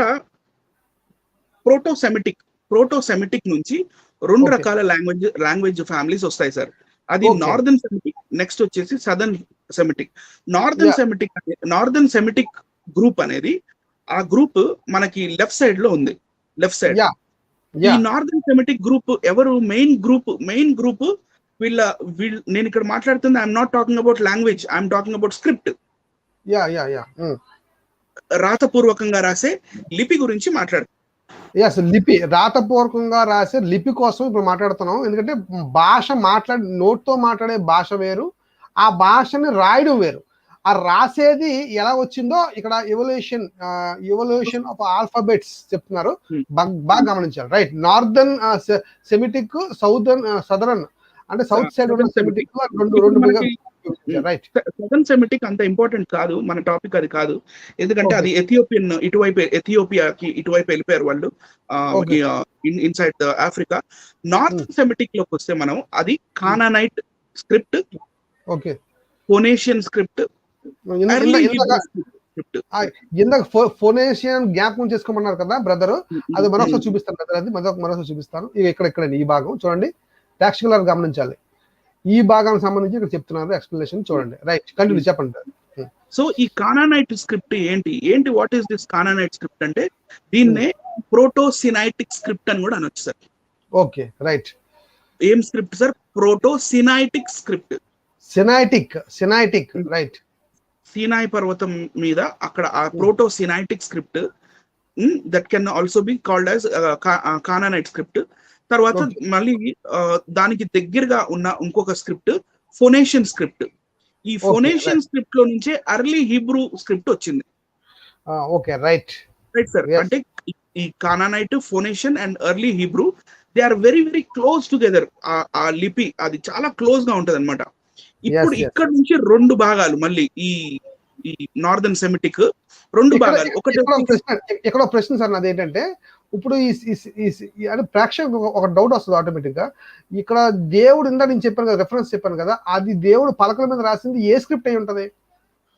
సినైటిక్ స్క్రిప్ట్ సార్. ఎస్, అది క్లియర్. బ్రదర్ చెప్తున్న జాగ్రత్తగా ప్రేక్షకులు వినండి, అది సినైటిక్ స్క్రిప్ట్ అంటున్నారు ఆయన, బాగా గమనించాలి. సినైటిక్ ప్రేక్షకులు గూగుల్ చేసుకోవచ్చు, ప్రోటోసినైటిక్, SINAITIC, ప్రోటోసినైటిక్ స్క్రిప్ట్ అని మీకు ఆ స్క్రిప్ట్, ఆ లిపి అక్షరమాల కూడా వస్తుంది. Okay, right. ఓకే, ఇప్పుడు ఈ ఎర్లీ హీబ్రూ, ఈ భాష ఇక్కడ నుంచి రెండు రకాలుగా విభజించబడింది, రెండుగా చీలిపోయింది. ఒకటి వచ్చేసి గ్రీక్ ఆల్ఫాబెట్స్ ఉన్నది. ఓకే, ఇది ఒకటి వచ్చేసి గ్రీక్ ఆల్ఫాబెట్స్ గా, ఇంకొకటి అరమైక్ గా. ఓకే, అరమైక్ మనకి ఇక్కడ ఇంపార్టెంట్ ఏంటంటే, అరమైక్ మనకి ఇంపార్టెంట్ ఇక్కడ. అరమైక్, యేసు ప్రభు అరమైక్ భాషలోనే ఆయన గారు మాట్లాడేవారు. చాలా సందర్భాల్లో కూడా రెఫరెన్స్ కూడా ఉన్నాయి బ్రదర్. Right, okay. సో అరమైక్ భాషలోనే యేసు ప్రభు మాట్లాడేవారు. ఆ అరమైక్, నేను ఇక్కడ లిపి గురించి మాట్లాడుతున్నాను. అరమైక్ వే బిఫోర్ ఉంది. పాత నిబంధన గ్రంథంలో చాలా బుక్స్ అరమైక్ లిపిలోనే రాయబడి ఉన్నాయి, చాలా books. Okay, right sir. So and it is also close to Hebrew, early Hebrew, very close to Hebrew. మీరు ఇక్కడ అరమైక్ లో మధ్యలో చూస్తే ఒక లైన్ వస్తుంది, ఇక్కడ హాలో హీబ్రూ అని ఫస్ట్ హాలో హీబ్రూ వస్తుంది చూడండి, అరమైక్ నుంచి. ఇక్కడ స్క్వేర్ హీబ్రూ, తర్వాత మోడర్న్ హీబ్రూ. సో ఈ అరమైక్ నుంచే స్క్వేర్ హీబ్రూ, అలాగే మోడర్న్ హీబ్రూ వచ్చాయి. రైట్. సో పాత హీబ్రూ ఉంది, ఆదిమ హెబ్రీ భాష ఉంది. ఆదిమ హెబ్రీ నుంచి అరమైక్ నుంచి స్క్వేర్ షేప్ లో అక్షరాలు, తర్వాత మోడర్న్ హీబ్రూ, ఇప్పుడు యూజ్ చేస్తున్న హీబ్రూ. Right sir. ఈ అరమైక్ లోనే ఎక్స్ట్రీమ్ రైట్ సైడ్ మీకు ఒక కొత్త భాష పేరు కనపడుతుంది చూడండి. ఏం పేరు సార్ అది? బ్రహ్మి. బ్రహ్మి. మనం Yes. ఇక్కడికి ఇది మనకి కావాల్సిన పదం బ్రహ్మి. బ్రహ్మి వాట్ ఈస్ లిపి. This what is this Brahmi? ఈ బ్రహ్మి ఏంటి? ఈ కథ ఏంటి? ఈ కమామిష్ ఏంటి? మీరు గూగుల్ బ్రహ్మి అని కొడితే మరి సినిమాల్లో ఒక అతను కామెడియన్ ఉంటాడు బ్రహ్మానందం గారు, ఆయన గారి ఫొటోస్ వస్తాయి. అలా కాదు, మీరు బ్రహ్మి లిపి లేకపోతే బ్రహ్మి స్క్రిప్ట్ అని కొట్టండి గూగుల్లో, మీకు తెలిసిపోతుంది. ఈ బ్రహ్మికి దీనిలో ఫ్యామిలీస్ ఏమున్నాయి, కింద ఇంకొక ట్రీ చూపించడం జరిగింది. ఓకే. బ్రహ్మి, ఈ బ్రహ్మి ఒక రెండుగా నిమిషం బ్రదర్, ఇది ఇంకా క్లోజ్ చేస్తాను నేను, ఇంకా దగ్గరికి తీసుకొస్తాను ఒకసారి ఉండండి. ప్రేక్షకులు ఇంకా బాగా చూస్తారు. రైట్, కనబడుతుంది బ్రదర్. అరమైక్ నుంచి బ్రహ్మి వచ్చింది. ఓకే. అరమైక్ అక్షరాల నుంచి బ్రహ్మి లిపి యొక్క అక్షరాలు వచ్చినాయి. ఈ బ్రహ్మి లిపి యొక్క అక్షరాల నుంచి ఏం అక్షరాలు వచ్చినాయి, దాన్ని రెండు రకాలుగా విడదీశారు. ఫస్ట్ ఒకటి వచ్చేసి గుప్త లిపి, తర్వాత కళింగ, గ్రంథ, తమిళ్, తెలుగు, ఇవన్నీ బ్రహ్మి నుంచి ఈ స్క్రిప్ట్ ఇటు వచ్చినాయి. మళ్ళీ ఇటు లెఫ్ట్ సైడ్ మనం చూస్తే గుప్త లిపిలో ఏమేమి వచ్చినాయి, టిబెటన్ స్క్రిప్ట్ వచ్చింది. ఇందులో నుంచే శారదా లిపి వచ్చింది. ముదిగొండ శివప్రసాద్ రావు గారు చెప్పారు శారదా లిపి అన్న రక్షణ ఛానల్లో. సో ఇది శారదా లిపి. శారదా నుంచి కాశ్మీరీ స్క్రిప్ట్ వచ్చింది. తర్వాత ఇదే గుప్తా నుంచి కుటిల అనే ఒక స్క్రిప్ట్ వచ్చింది. అందులో నుంచి మళ్ళీ బెంగాల్ ఒరియా వచ్చింది. చూడండి, బెంగాల్ ఒరియా. సో ఇవన్నీ లాంగ్వేజెస్ ఇప్పుడు మనం ఇండియాలో మనం వాడుతున్న లిపి ఏదైతే ఉందో, ఇప్పటికీ మనం తెలుగులో ఏదైతే లిపి రాస్తున్నామో, హిందీలో ఏదైతే లిపి రాస్తున్నామో, దానికి మదర్ లిపి బ్రహ్మి లిపి. ఇక్కడ దేవనాగరి కూడా కనబడుతుంది బ్రదర్, ఇక్కడ దేవనాగరి కూడా కనబడుతుంది. అక్కడికి వస్తాను నేను, అక్కడికి వస్తాను. అది ముందు ఇంకా క్లియర్ గా నేను ఎక్స్ప్లెయిన్ చేసి చెప్తాను. దేవనాగరి ఏంటి, దేవనాగరి బ్రహ్మి నుంచి ఎలా వచ్చింది, ఏ కాలంలో వచ్చింది, ఏ రాజు కాలంలో వచ్చింది, అవన్నీ చెప్తాను సార్. Okay right. ఇక్కడ దాకా ప్రేక్షకులకి క్లియరా సార్? మరి కామెంట్ సెక్షన్ లో తెలియజేస్తున్నారా? చూద్దాం బ్రదర్, ఒకసారి నేను చూస్తాను, అబ్జర్వ్ చేస్తాను. ఓకే, థ్యాంక్ యూ చెప్పారు. ఇందాక చెప్పిన ప్రశ్నకి బ్రదర్ థ్యాంక్ యూ చెప్పారు. ఇంకెవరైనా ఆ ప్రశ్నించగలిగితే మేము వెంటనే ఇమీడియట్ గా మేము జవాబు చెప్పగలము. బైబిల్లో నుంచి రిఫరెన్స్ కూడా మేము చూపించగలము. దయచేసి ఏం మాత్రం సందేశం పెట్టుకోవద్దు. దయచేసి ఫస్ట్ లైన్ చెప్పండి బ్రదర్. మరొకసారి ఆయన అడుగుతున్నారు, వినయ్ కుమార్ అడుగుతున్నారు, ఫస్ట్ లైన్ ఇంకోసారి ఎక్స్ప్లెయిన్ చేయమంటున్నారు. పై లైన్ కానానైట్ నుంచి ఒకసారి మళ్ళీ ఫస్ట్ నుంచి అక్కడ నుంచి ఒక క్లోజ్అప్ లోని ఒకసారి సింపుల్ లాంగ్వేజ్ లో మీరు చెప్పేద్దాం బ్రదర్. దాని తర్వాత మీరు కంటిన్యూ చేయండి. ఓకే బ్రదర్, తప్పకుండా మనకి జ్ఞానం అందరికీ క్లియర్ గా అర్థం అవడానికే ఈ ప్రోగ్రాము. దయచేసి అర్థం చేసుకోండి. ఖచ్చితంగా మేము చెప్తాం బ్రదర్. ఒక నిమిషం.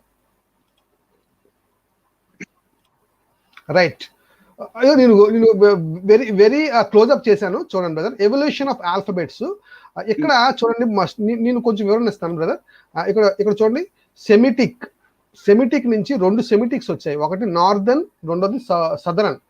నార్త్ వైపు, సదరన్ వైపు. సదరన్ వైపుకి మనం ఆఫ్రికన్ కాంటినెంట్ లో ఈ రెండు వెళ్ళిపోయాయి. ఎథోపియన్ లాగా వెళ్ళిపోయి. మనకి ఇప్పుడు ఇంపార్టెంట్ ఏంటంటే ఇక్కడ నార్దర్న్ సెమిటిక్ ఇంపార్టెంట్. ఈ సెమిటిక్ లాంగ్వేజ్ అంటే ఇప్పుడు ఈ సెమిటిక్ లాంగ్వేజ్ లోనే మనం బ్రదర్ సెమిటిక్ లాంగ్వేజ్ లోనే ఇక్కడ మనకి కానానైట్స్, అలాగే ఇక్కడ అర్లీ హెబ్రూ లాంగ్వేజ్ అనేది డెవలప్ అయిన తర్వాత ఈ అర్లీ హెబ్రూ లాంగ్వేజ్ నుంచి ఇటు గ్రీకు, ఇటు అరమిక్ డెవలప్ అయ్యాయి అని బ్రదర్ చెప్తున్నారు. చెప్పండి బ్రదర్, మీరు చెప్పండి. ఈ సెమిటిక్ అనే వర్డ్ ఎక్కడి నుంచి వచ్చిందంటే, నోవాహు గారి కొడుకు వాళ్ళ తనయుడు ఉన్నారు కదండి, షేము. ఇక్కడ నుంచి సెమిటిక్ అనే వర్డ్ వచ్చింది. సెమిటిక్ అనే వర్డ్ నోవాహు గారు పెద్ద కుమారుడు ఉన్నాడు కదా, షేము, హాము, జాఫెత్ అని ఉన్నారు. అందులో పెద్దోడు ఉన్నాడు కదా, ఆ పదజాలం నుంచి ఇక్కడికి వచ్చింది అని మనం అర్థం చేసుకోవాలి. రైట్, కంటిన్యూ చేయండి. అక్కడ నుంచి అరమైక్ వచ్చింది. ఓకే, ఇదిగో ఈ అరమైక్ అక్షరమాల గురించి మాట్లాడుతుంది. అరమైక్ అక్షరమాల, ఈ అరమైక్ అక్షరమాల నుంచి బ్రహ్మి అక్షరమాల వచ్చింది. డెవలప్ అయిందండి. ఇక్కడ నుంచి ఇక్కడికి డెవలప్ అయింది. Okay, right. ఇప్పుడు మళ్ళీ ఇప్పుడు బ్రదర్ ఏం చెప్తున్నారంటే ఈ బ్రహ్మి లిపికి సంబంధించిన ట్రీ ఏంటి అని చెప్తున్నారు బ్రదర్. ఒకసారి చూద్దాం, చెప్పండి బ్రదర్. ఈ బ్రహ్మి యొక్క అక్షరమాలని మళ్ళీ రెండు రకాలుగా అవి విభజించబడ్డాయి, రెండు రకాలుగా డెవలప్ అవుతూ వచ్చాయి. అదేంటంటే north Indian, south Indian. North Indian వచ్చేసి గుప్తుల కాలం నాటి గుప్తా స్క్రిప్ట్. ఆ గుప్తా స్క్రిప్ట్ లో నుంచే టిబెటన్ వచ్చింది, శారదా లిపి వచ్చింది, కాశ్మీరీ శారదా నుంచి కాశ్మీరీ లిపి వచ్చింది. తర్వాత మళ్ళీ ఈ కుటిలా నుంచి మళ్ళీ రెండు రకాలు, ఒకటి దేవనాగరి, ఒకటి బెంగాల్, ఒరియా. మళ్ళీ ఈ దేవనాగరి దాంట్లోంచి గుర్ముల్, గుజరాతీ, సింధీ వచ్చినాయి సార్. Right sir. మళ్ళీ ఇంకొక ఇది వచ్చేసి పాలి అనే స్క్రిప్ట్ కూడా ఈ గుప్తా లిపి, గుప్తుల కాలపు లిపి, ఆ లిపిలో నుంచి పాలి అని కూడా ఒక స్క్రిప్ట్, ఒక అక్షరమాల వచ్చింది. అదే ఈ బర్మీస్, ఈ బర్మా భూటాన్ ఊళ్ళు ఉన్నాయి కదా, భూటానీస్ అండ్ బర్మీస్, ఈ స్క్రిప్ట్ ఇక్కడ నుంచి వచ్చాయి అని మనకు తెలిసిపోతుంది. అది మనం సౌత్ ఇండియన్ లోకి వస్తే ఇక్కడ మూడు రకాలుగా విభజించబడ్డాయి. ఒకటి కళింగ, రైట్ సార్. నెక్స్ట్ వచ్చేసి కదంబ. ఆ కదంబలో నుంచే కన్నడ మరియు తెలుగు స్క్రిప్ట్ వచ్చింది. అందుకనే తెలుగు అక్షరమాల, కన్నడ అక్షరమాల చాలా దగ్గరగా ఉంటాయి. రైట్. అవును, భాష కూడా సుమారు కొంచెం దగ్గరగా ఉంటుంది బ్రదర్. మలయాళం, తమిళ్ ఒకలా ఉంటాయి. మలయాళం, తమిళ్ ఒకలాగా ఉంటది. ఇది వచ్చేసి గ్రంథ అనే దగ్గర నుండి ఇది స్ప్లిట్ అయి వచ్చింది సార్. రైట్. సో ఈ బ్రహ్మీ లిపి అనేది ఇది ఎక్కడి నుంచి పుట్టింది, ఇది పుట్టు పూర్వోత్తరాలు ఏంటి అనేది మనకి ఒక చూసాయిగా ఒక ఐడియా వచ్చింది ఇప్పుడు దాకా. అవును, ఇది ఎక్కడి నుంచి వచ్చిందంటే అరామిక్ నుంచి డెవలప్ అయ్యింది. ఇది అరామిక్ ఎక్కడి నుంచి డెవలప్ అయ్యింది? ఎర్లీ హీబ్రూ నుంచి అని మనం కన్ఫర్మ్ చేసుకోవాలి. రైట్, ఎర్లీ హీబ్రూ నుంచి. సో నెక్స్ట్ మనం స్లైడ్ లోకి వెళ్తే ఇక్కడ మీకు కంపారిటివ్ గా నేను కొన్ని అక్షరాలు చూపిస్తాను, మీరు జాగ్రత్తగా చూడాలి వీక్షిస్తున్న వీక్షకులు. ఇక్కడ ఫస్ట్ అక్షరం వచ్చేసి అలెఫ్. అలెఫ్ మీన్స్ ఏ. ఇది వచ్చేసి అరమైక్ లో ఏ. ఫస్ట్ వచ్చేసి డార్క్ లో ఉంది చూడండి, డార్క్ గా ఎక్స్ రూపంలో ఉంది, డార్క్ గా, అది అరమైక్ లో ఏ. నెక్స్ట్ వచ్చేసి హీబ్రూలో ఎన్ లాగా కనపడుతుంది మనకి పక్కన ఉన్నది, ఎస్ అది. అరబిక్ లో వచ్చేసి ఇది ఒక గీతగా మారింది, ఒక గీత వరకే ఉంది. కానీ మనకి కావాల్సింది బ్రహ్మి. సో ఇదే దీంట్లో 1 2 3 4th బ్రహ్మి లిపి ఉంది. ఈ బ్రహ్మిలో ఇంకా ఈ అరమైక్ లో ఉన్న ఒక్కసారి కంపేర్ చేసుకోండి మైండ్ లో, పెద్ద చేంజ్ ఉందా? చేంజ్ లేదు, రెండు ఒకలా ఉన్నాయండి. రైట్, ఆల్మోస్ట్ రెండు ఒకేలా ఉన్నాయి. మళ్ళీ ఇప్పుడు గ దగ్గరకు వద్దాం. థర్డ్ అక్షరం గిమేల్ అంటారు, gimel. That gimel in Aramaic. And అదే గని మీరు అరబిక్ లో చూస్తే కాస్త పండేశారు దాన్ని. మళ్ళీ సిరియాయిక్ లో చూస్తే కూడా పండేశారు, అంటే సైడ్ కి పడుకుంది అది. మళ్ళీ బ్రహ్మిలో ఎలా ఉందో అలాగే సేమ్ బ్రహ్మిలో అలాగే ఉంది. మళ్ళీ ఇదే గిమేల్ యొక్క గ మన తెలుగులో గా, దీనికి ఒక పైన ఒక టిక్ పెడితే తెలుగులో గా అయిపోతుంది. అవును, టిక్ పెడితే గా అయిపోతుంది, కరెక్ట్. మళ్ళీ ఈ పైన ఏదైతే ఈ రెండు గీతలకి జంక్షన్ ఉందో, ఆ జంక్షన్ ని కొంచెం దూరం చేస్తే హిందీలో గా అయిపోతుంది. కరెక్ట్. ఓకే. సో దిస్ గిమేల్ గ అనేది అరమైక్ నుంచి బ్రహ్మిలోకి ఇది డైరెక్ట్ గా తీసుకోవడం జరిగింది. ఇలాగే కొన్ని అక్షరాలు ఏంటంటే వీళ్ళు తిరగదిప్పి రాయటం, లేకపోతే కిందది పైకి కిందకి చేసి రాయటం లాంటివి చేసి ఈ అరమైక్ స్క్రిప్ట్ నుంచి బ్రహ్మి స్క్రిప్ట్ ని వీళ్ళు కన్సీవ్ చేసుకున్నారు. సో ఇక్కడ 1 2 3 4 5 6 7 8 9th చూస్తే మీకు టెత్ కనపడుతుంది. టెత్ ఇది అరమైక్ లో ట. ఓకే, ఇది మరి ఇక్కడ బ్రహ్మిలో ట చూడండి, ఒక సర్కిల్ గీసి ఒక రంధ్రం, ఒక చుక్క పెట్టారు. ఇది మన తెలుగులో టాగూర్ అనే కాన్సెప్ట్ ఉంది కదండి, ఆ టాలా ఉంది. ఠాగూర్ అని రాసినప్పుడు ఠా, అది బ్రహ్మి లిపిలో ఠా.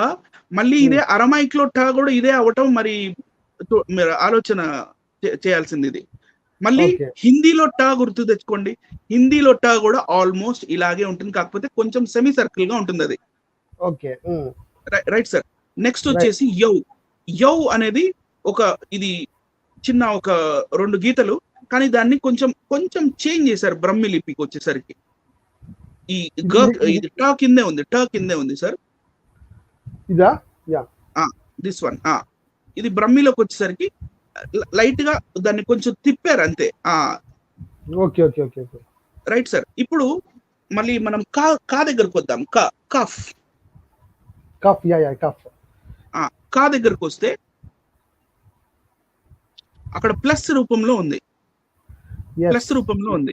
అరమైక్ యొక్క క, బ్రహ్మి యొక్క కి పెద్ద చేంజ్ ఏం లేదు. కొంచెం గీత ఇటు చేంజ్ అయింది అంతే. ఇటు గీత కొంచెం పెద్ద చేశారు అంతే. Okay okay okay, right sir. ఇంకా కిందకు వద్దాము. మీకు చాలా అక్షరాలు కింద పైకి కింద చేసినట్టు కూడా కనపడతాయి. మీకు ఇక్కడ ఊఫ్ కనపడుతుంది, పీ లాగుంటుంది. పీ, ఆ పీనే బ్రహ్మిలో తిరగదిప్పి రాశారు చూడండి. ఎస్, ఇది దీని పక్కన. ఎస్, ఇటుపక్క తీసుకొచ్చారు. ఓకే. సో ఇవన్నీ లింగ్విస్ట్ కానీ లేకపోతే వీళ్ళు శాస్త్రవేత్తలు, భాషా శాస్త్రవేత్తలు వీటి సిమిలారిటీస్ కనుక్కొని వాళ్ళకి అర్థమైంది ఏంటంటే ఈ అరమైక్ లాంగ్వేజ్ నుంచే ఈ బ్రహ్మి లిపి వచ్చింది అని వాళ్ళు ఖచ్చితంగా చెప్పేశారు. ఓకే. సో దాని ఆర్టికల్ కూడా చూపిస్తాను సార్. నెక్స్ట్ ఆర్టికల్ ఉంటుంది దీన్ని. Aramaic origin. It is thought that the Brahmi drift of a Semitic writing like the Imperial Aramean alphabet, as it is the case for the alphabet Gandhari అంటే Kharosthi language. ఈ Afghanistan type of ఆ ఏరియాలో కరోస్టి అనే లిపి ఉండేది. అది కూడా అరమైక్ నుంచే తీసుకున్నది. కానీ అరమైక్ అనేది రైట్ నుంచి లెఫ్ట్ చదివేది. ఓకే, రైట్ నుంచి లెఫ్ట్ కి చదివేది. కానీ వీళ్ళు మన బ్రహ్మి లిపిలో కన్సీవ్ అయితే చేసుకున్నారు, కానీ లెఫ్ట్ నుంచి రైటే చదవడం మొదలు పెట్టారు sir. Reverse. Okay. Which appeared at the same time in north west India. Kharoshthi and Brahmi same time లో కనపడ్డాయి under the control of the empire of the Achaemenids. ఈ రాజ్యంలో వాళ్ళు రాజ్యం పరిపాలిస్తున్నప్పుడు ఈ ఇండియన్ సబ్ కాంటినెంట్ దాకా ఈ బ్రహ్మి లిపి ఆ టైంలో వచ్చింది అన్నారు. Rice David thinks that this writing could be introduced in India for the middle east by the merchants.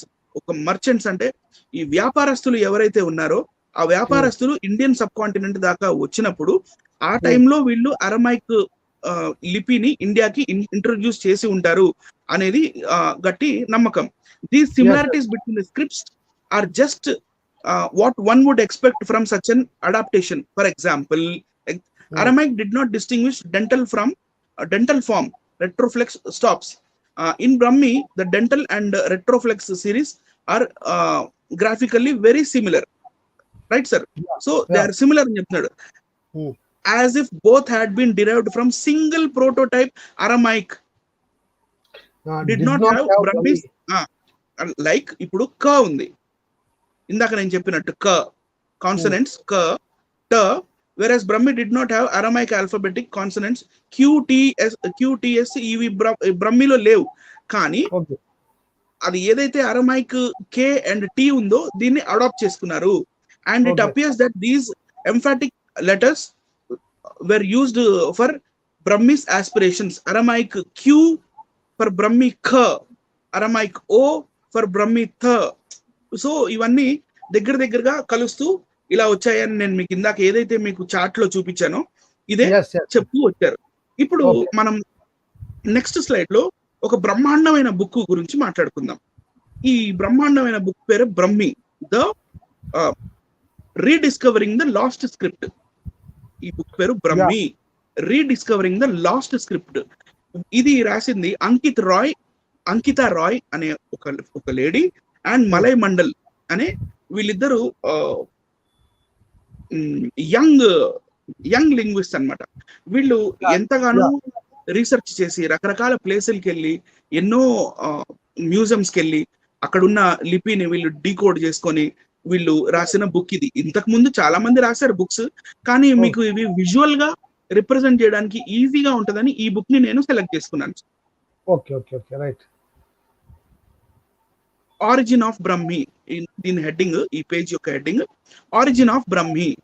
ఈ ఆరిజిన్ ఆఫ్ బ్రహ్మి వీళ్ళు ఏం చెప్తున్నారు, ఇందాక Phoenician, Canaanite and early Hebrew అని ఉంది కదా, ఇది Yeah, yeah, yeah. Indus civilization script తోటి ఎలాంటి సంబంధం లేదు. ఫొనేషియన్ స్క్రిప్ట్ నుంచి 2 స్క్రిప్ట్లు వచ్చాయి. ఇందాక చెప్పాను కదా ఖరోష్టి అని. ఈ ఫొనేషియన్ Kharosthi. స్క్రిప్ట్ నుంచి 2 స్క్రిప్ట్లు వచ్చాయి, ఖరోష్టి అండ్ బ్రహ్మి. ఓకే. ఈ బ్రహ్మి స్క్రిప్ట్ మళ్ళీ 2 వీళ్ళు కూడా సేమ్ అదే చెప్తున్నారు sir. Northern script, southern script. Northern Okay. Script Gupta, మళ్ళీ కుంట్ల, నాగరి, శారద, బెంగాలీ. ఈ ఓకే. సదర్న్ స్క్రిప్ట్ వచ్చేసి Gujarati, Telugu, Kannada, Malayalam, Tamil. Yeah. Next Yes. ఇది నెక్స్ట్ సార్, ఇది బ్రహ్మి లిపి యొక్క అక్షరమాల. ఓకే. ఇది ఏ, ఆ, ఓకే. ఈ ఈ ఉ ఊ ఏ ఐ ఓ ఔ ఇలా రైట్ సార్. ఇది అక్షరమాల. ఈ అన్నప్పుడు సార్ ఒక్కసారి పై ఈ Okay. అన్నప్పుడు 3 చుక్కలు మాత్రమే ఉన్నాయి. ఓకే. ఇప్పుడు ఈ 3 చుక్కలు అంటే చిన్నగా ఉన్నప్పుడు పిల్లలు చుక్కలు ఇచ్చి కలపమంటున్నప్పుడు కలుపుతారు కదా సార్. అవును ఆ టైప్ లో. అవును. ఈ 3 చుక్కల్ని కలిపితే తెలుగులో ఈ అవుతుంది చూడండి. అవును. ఈ 3 చుక్కల్ని వంకర టింకరగా కలిపితే ఉమ్. తెలుగులో ఇక్కడ అన్నప్పుడు ఈ రాస్తాం కదా, ఆ ఈ అవుతుంది. ఓకే. yes, yes. సో అది నేను ముందు చూపిస్తాను. మనం ఇది అక్షరమాల ఒకసారి చూపించేసిన తర్వాత నెక్స్ట్ కి వెళ్దాం సార్. చూడండి అక్షరమాల చూడండి ప్రాక్టికల్. రైట్, నెక్స్ట్ చూద్దాం. And these are the Brahmi edicts అన్నప్పుడు, ఎడిక్ట్స్ అంటే ఏంటంటే ఈ రాతి పలకల మీద, గుహల్లో, లేకపోతే చిన్న చిన్న కొండల మీద, వాటి మీద ఈ బ్రహ్మి లిపిలో ఆ కాలంలో అశోకుడు బౌద్ధ జాతకాలు గాని, రాజుల చరిత్రలు గాని, లేకపోతే ఆ రోజుల్లో ఉన్న ఆ రాజకీయ పరిస్థితులు గాని, ఇవన్నిటిని బ్రహ్మి లిపిలో ఈ బ్రహ్మి ఎడిక్ట్స్ గా శిలాశాసనం, శిలా పలకల్లాగా, లేకపోతే రాతి బండల మీద ఆయన లిపికున్న భారతదేశంలో లిపికున్న ఏకైక ఆధారం ఇదే కదండి. అసలు ఏకైక భారతదేశం, మరొక ఒకసారి చెప్తున్నానండి, ప్రేక్షకులారు బాగా గమనించాలి. భారతదేశంలో ఉన్న ఒకే ఒక ఆధారం అశోకుడు రాయించిన ఈ పలకాలు మాత్రమే. లిపికి సంబంధించి ఇదే ఒక్క ఆధారం ఉంది. వేరే ఆధారం, రికార్డెడ్ ఎవిడెన్స్ ఏది కూడా లేదు అని మనం గమనించాలి. Right brother. ఇది మౌర్యన్ బ్రహ్మి. నెక్స్ట్ దాంట్లో సార్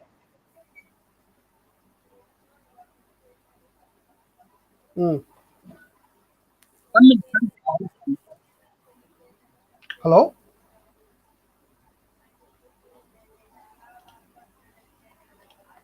బ్రదర్ మాట్లాడండి. సార్ నాకు కాల్ వచ్చింది, సారీ. ఓకే. రైట్. ఓకే.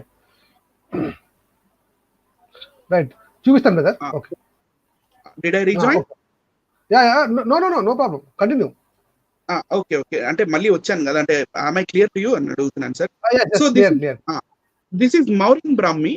ఇది వచ్చేసి 3rd to 5th rock addict అంటారు దీన్ని, రైట్ అండి.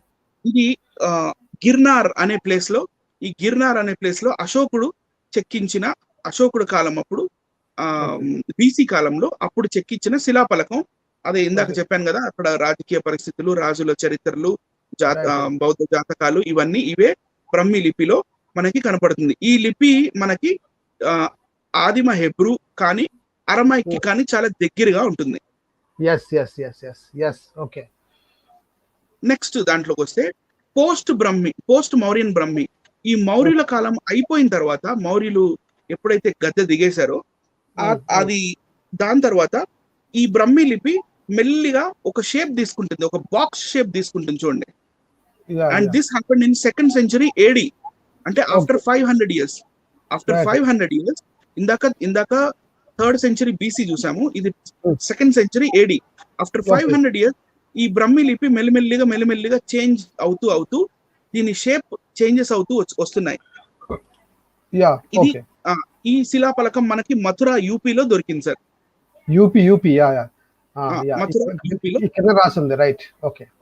మథుర యూపీలో దొరికింది. నెక్స్ట్ వెళ్ళిన తర్వాత 11th century AD లో దీని పేరు మారిపోయింది చూడండి, బ్రహ్మి నాగరి అయింది. బ్రహ్మ నాగరి. ఓకే. ఇక్కడ చూడండి, ఇలా ఈ లైన్ లో కదా. రైట్. నేను ఇంకా దాన్ని జూమ్ చేసి ప్రజలకు కొంచెం జూమ్ చేసి చూపిస్తే తెలుస్తుంది.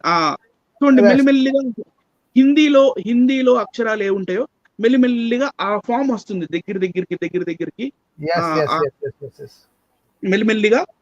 ఇంకా కొంచెం it is getting very very closer to what whatever the script we write in today's Hindi. Ya right sir. ఇది 11th century AD లో ఉన్న Brahmi Nagari.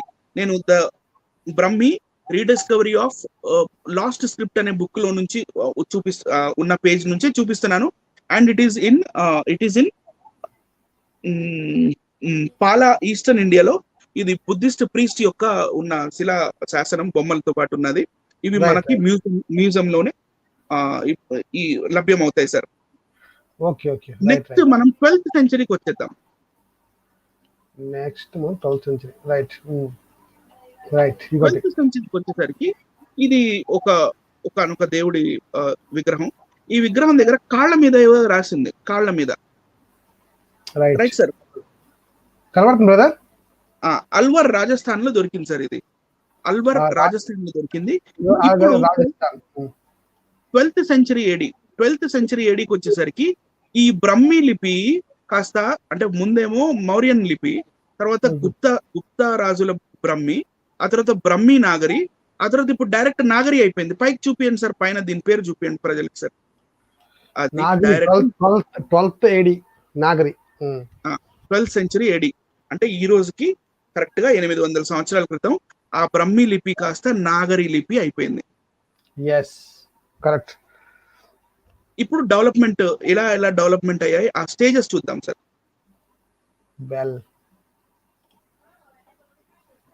Right. Development of Nagari script. ఇది కొంచెం జూమ్ చేసి చూపియండి సార్. ఒక లైన్ చూపిద్దాం చాలు, అర్థమైపోతుంది. ఇక్కడ ఇది ఫస్ట్ వచ్చేసి మౌర్యన్ బ్రహ్మి. ఇది ఉల్టా, ఇంగ్లీష్ లో ఉన్న ఉల్టా కే లాగా ఉంటుంది. తర్వాత కుషానుల బ్రహ్మి, అది కొంచెం ట్విస్ట్ చేసి ఉంటుంది. తర్వాత గుప్తుల కాలం వచ్చినప్పుడు దానికి తోక ఒకటి వచ్చింది చూడండి. తర్వాత మెల్లిమెల్లిగా ఇంకా టైం ముందుకు సాగుతూ ఉండేసరికి ఇప్పుడు ఈ భాష దేవనాగరి ఎలా ఉందో మెల్లిమెల్లిగా అది ఆగా డెవలప్ అవుతూ వచ్చింది. దీనికి ఎన్ని సంవత్సరాలు పట్టింది? 3rd century BC నుంచి 12th century, అంటే లగ్భగ్ దీనికి 1100 సంవత్సరాలా సార్? సుమారు 1500 సంవత్సరాలు పట్టింది సార్. 1500 years పట్టింది. 1500 years లో ఈ బ్రహ్మీ లిపి కాస్త దేవనాగరిగా మారింది. ఈ బ్రహ్మీ లిపి యొక్క ఆరిజిన్ ఏంటి సార్? అరమైక్. రైట్. అరమైక్ యొక్క ఆరిజిన్ హెబ్రూ. రైట్. హీబ్రూ యొక్క ఆరిజిన్ సినైటిక్ స్క్రిప్ట్.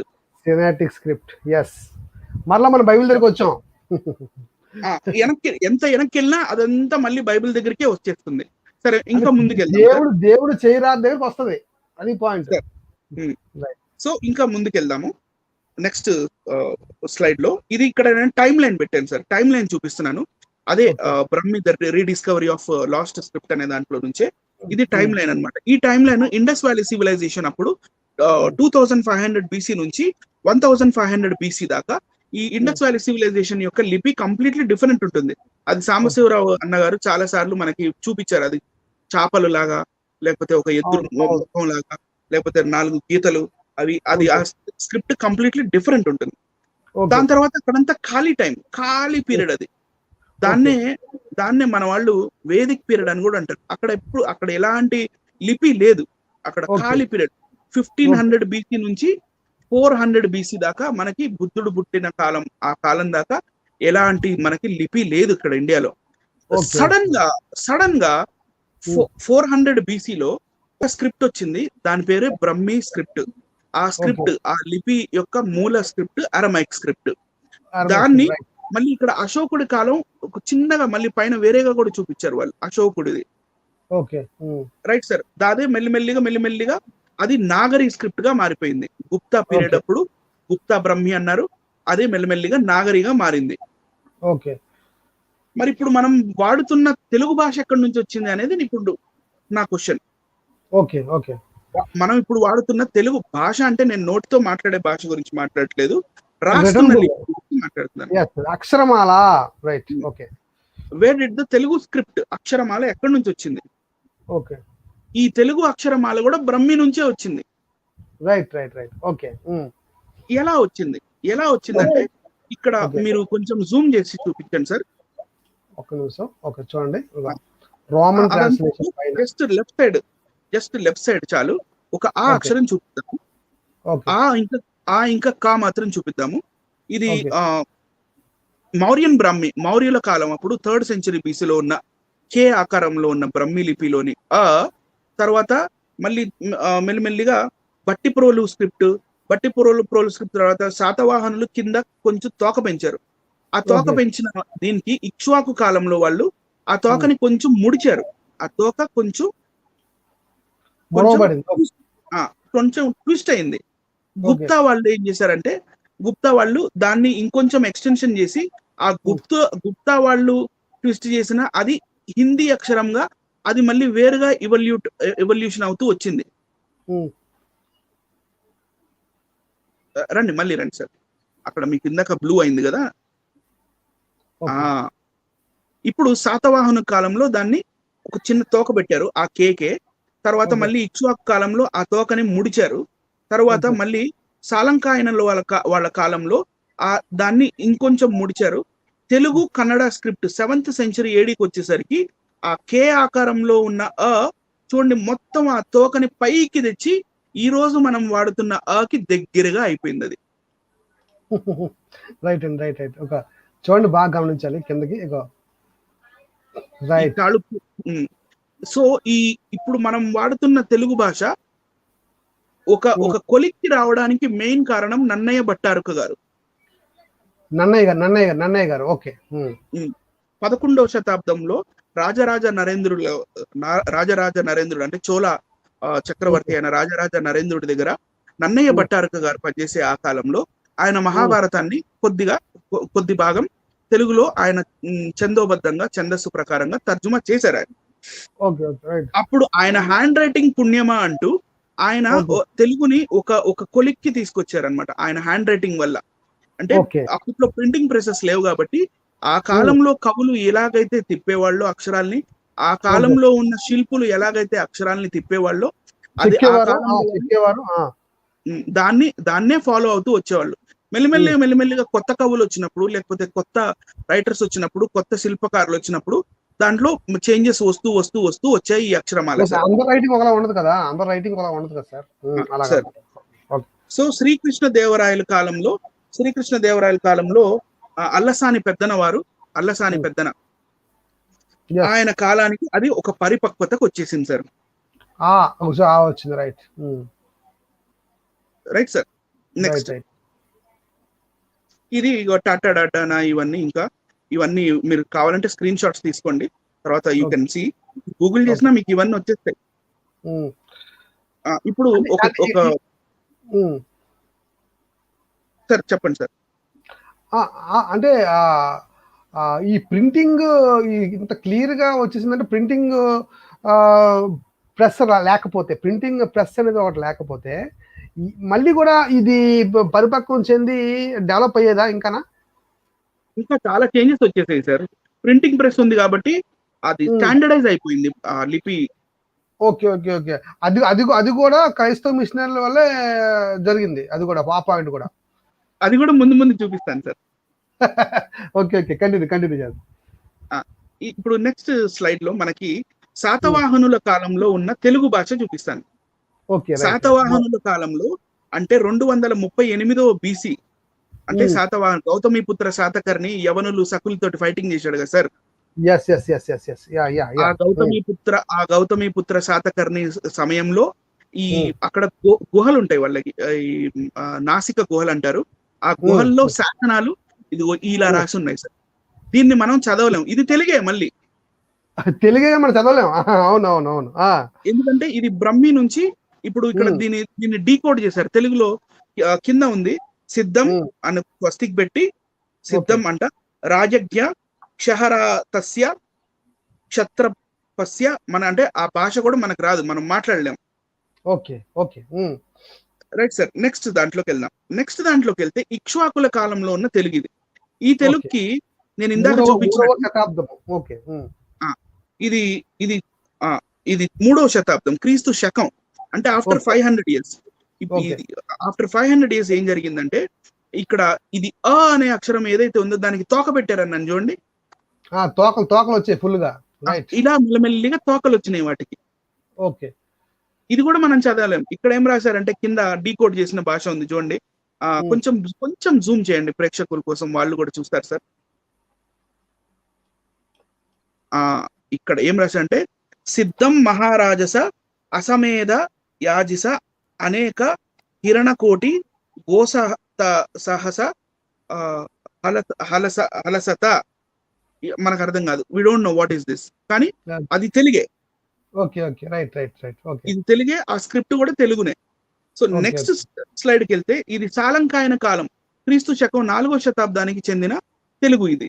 ఈ తెలుగు ఇక్కడ ఏం రాసింది డీకోడ్ చేసిన దాంట్లో స్వస్తి విజయ వేగ్గీపుర పురాన్నైక సమరావాప్త విజయినో అని రాసిందంట. కానీ మనం అది చదవలేం. We cannot study.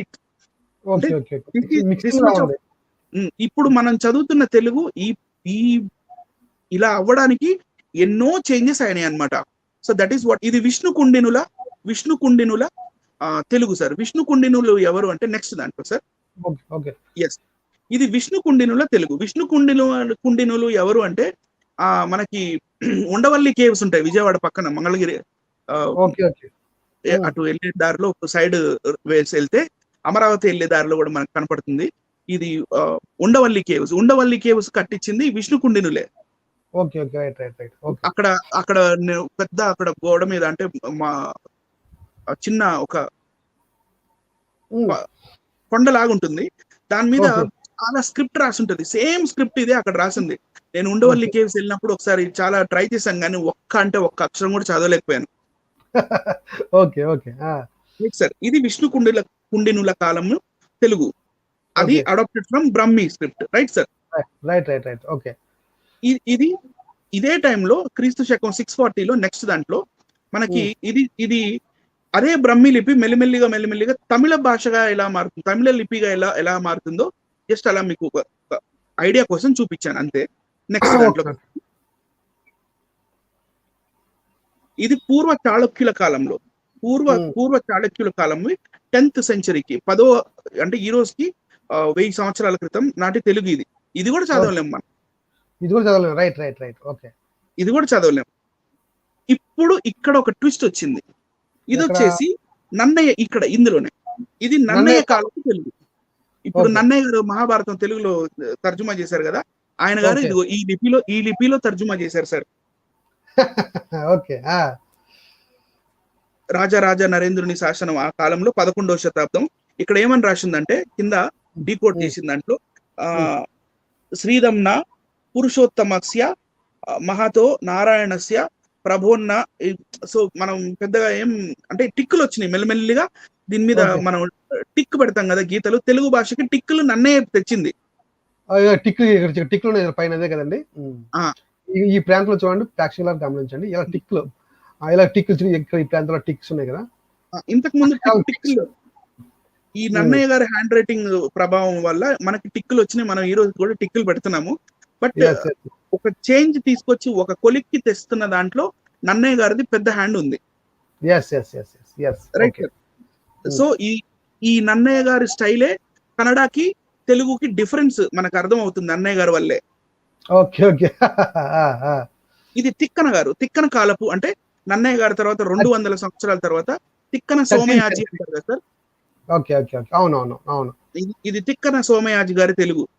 ఓకే. కొంత వరకు ఒక రూపం వచ్చినట్టు కనబడుతుంది ఇక్కడ. కొంచెం మెల్లిగా ఒక రూపం వచ్చింది. కొంచెం కన్నడలా కూడా ఉంది దగ్గరలో. Right sir. Next Tikkana Somayaji గారి తర్వాత ఎర్రప్రగడ గారు కూడా ఈ మన మహాభారతాన్ని చాలా మటుకు ఎర్రప్రగడ గారే కవర్ చేశారు మొత్తం తెలుగులో తర్జుమా చేయడం. దాంట్లో ఎర్రప్రగడ గారు రాసిన తెలుగు ఇదండి. అంహస్ప భయానక స్త్రీ భువనే సద్దానికియాం. అది మనం అంతగా పర్ఫెక్ట్ గా అప్పుడు చదవలేము.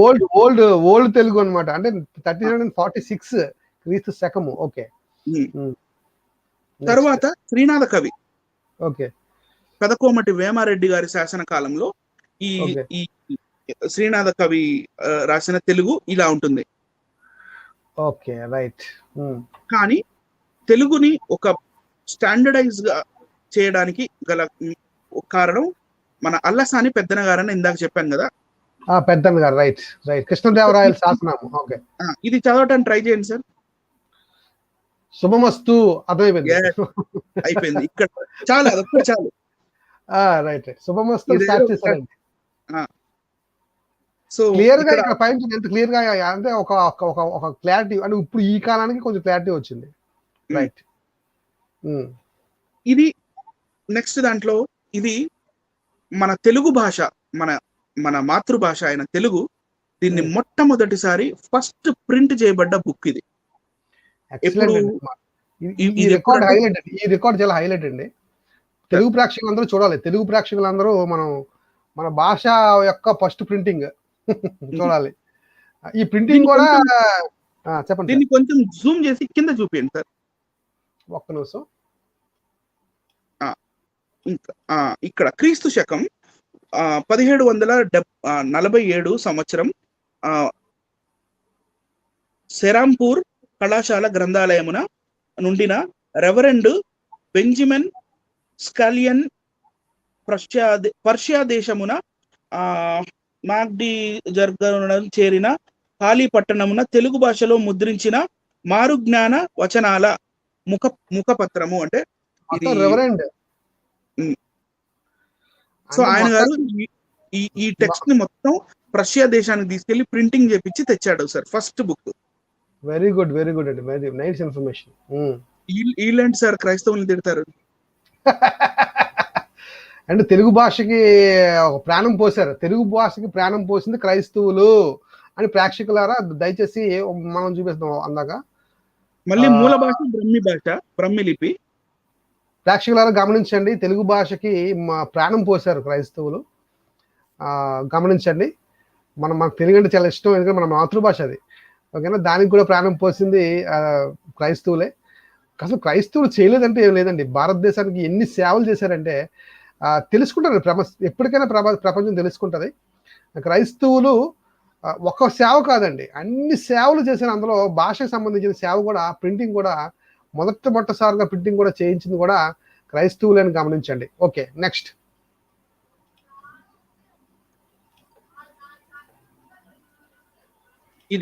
ఇది సెకండ్ బుక్. ఓకే. క్రీస్తు శకం 1817 అంటే లగ్భగ్ మళ్ళీ ఇంకో 60 ఇయర్స్ తర్వాత. ఓకే. 60 ఇయర్స్ తర్వాత 1817 లో అచ్చైన విలియం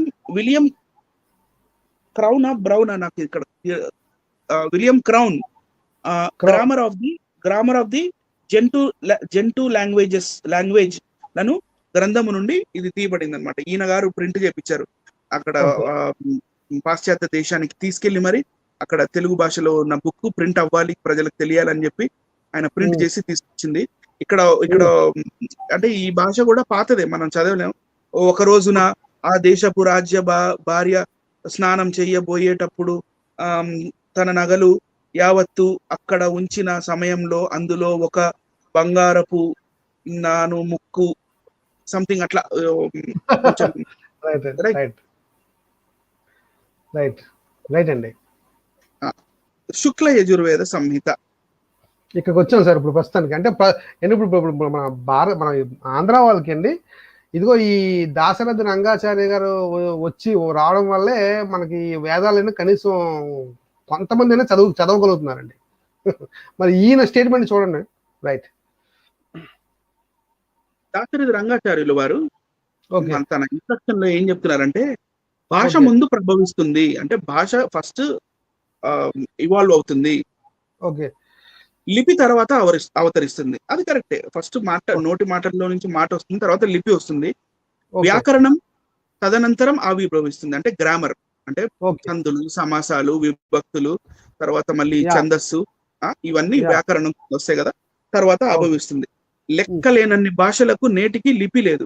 విచిత్రం ఏమంటే ప్రపంచ నాగరికతలను శాసిస్తున్నామని భావించే ఇంగ్లీషుకు, ఇతర యూరోపియన్ భాషలకు లిపి లేదు. నేను ప్రోగ్రామ్ స్టార్ట్ అయ్యే బిగినింగ్ లోనే చెప్పాను. ఇంగ్లీష్ మనం రోమన్ స్క్రిప్ట్ లో రాస్తాం సార్. రైట్. ఓకే. అవి పరాయి లిపినే వాడుతున్నాయి. ఓకే. అంతెందుకు హిందీకి, మరాఠీకి లిపి లేదు. ఇది అబద్ధం సార్. హిందీకి వాటికి లిపి లేదని ఎలా చెప్తారండి ఈయన? క్లియర్ లిపి ఉంది కదండి.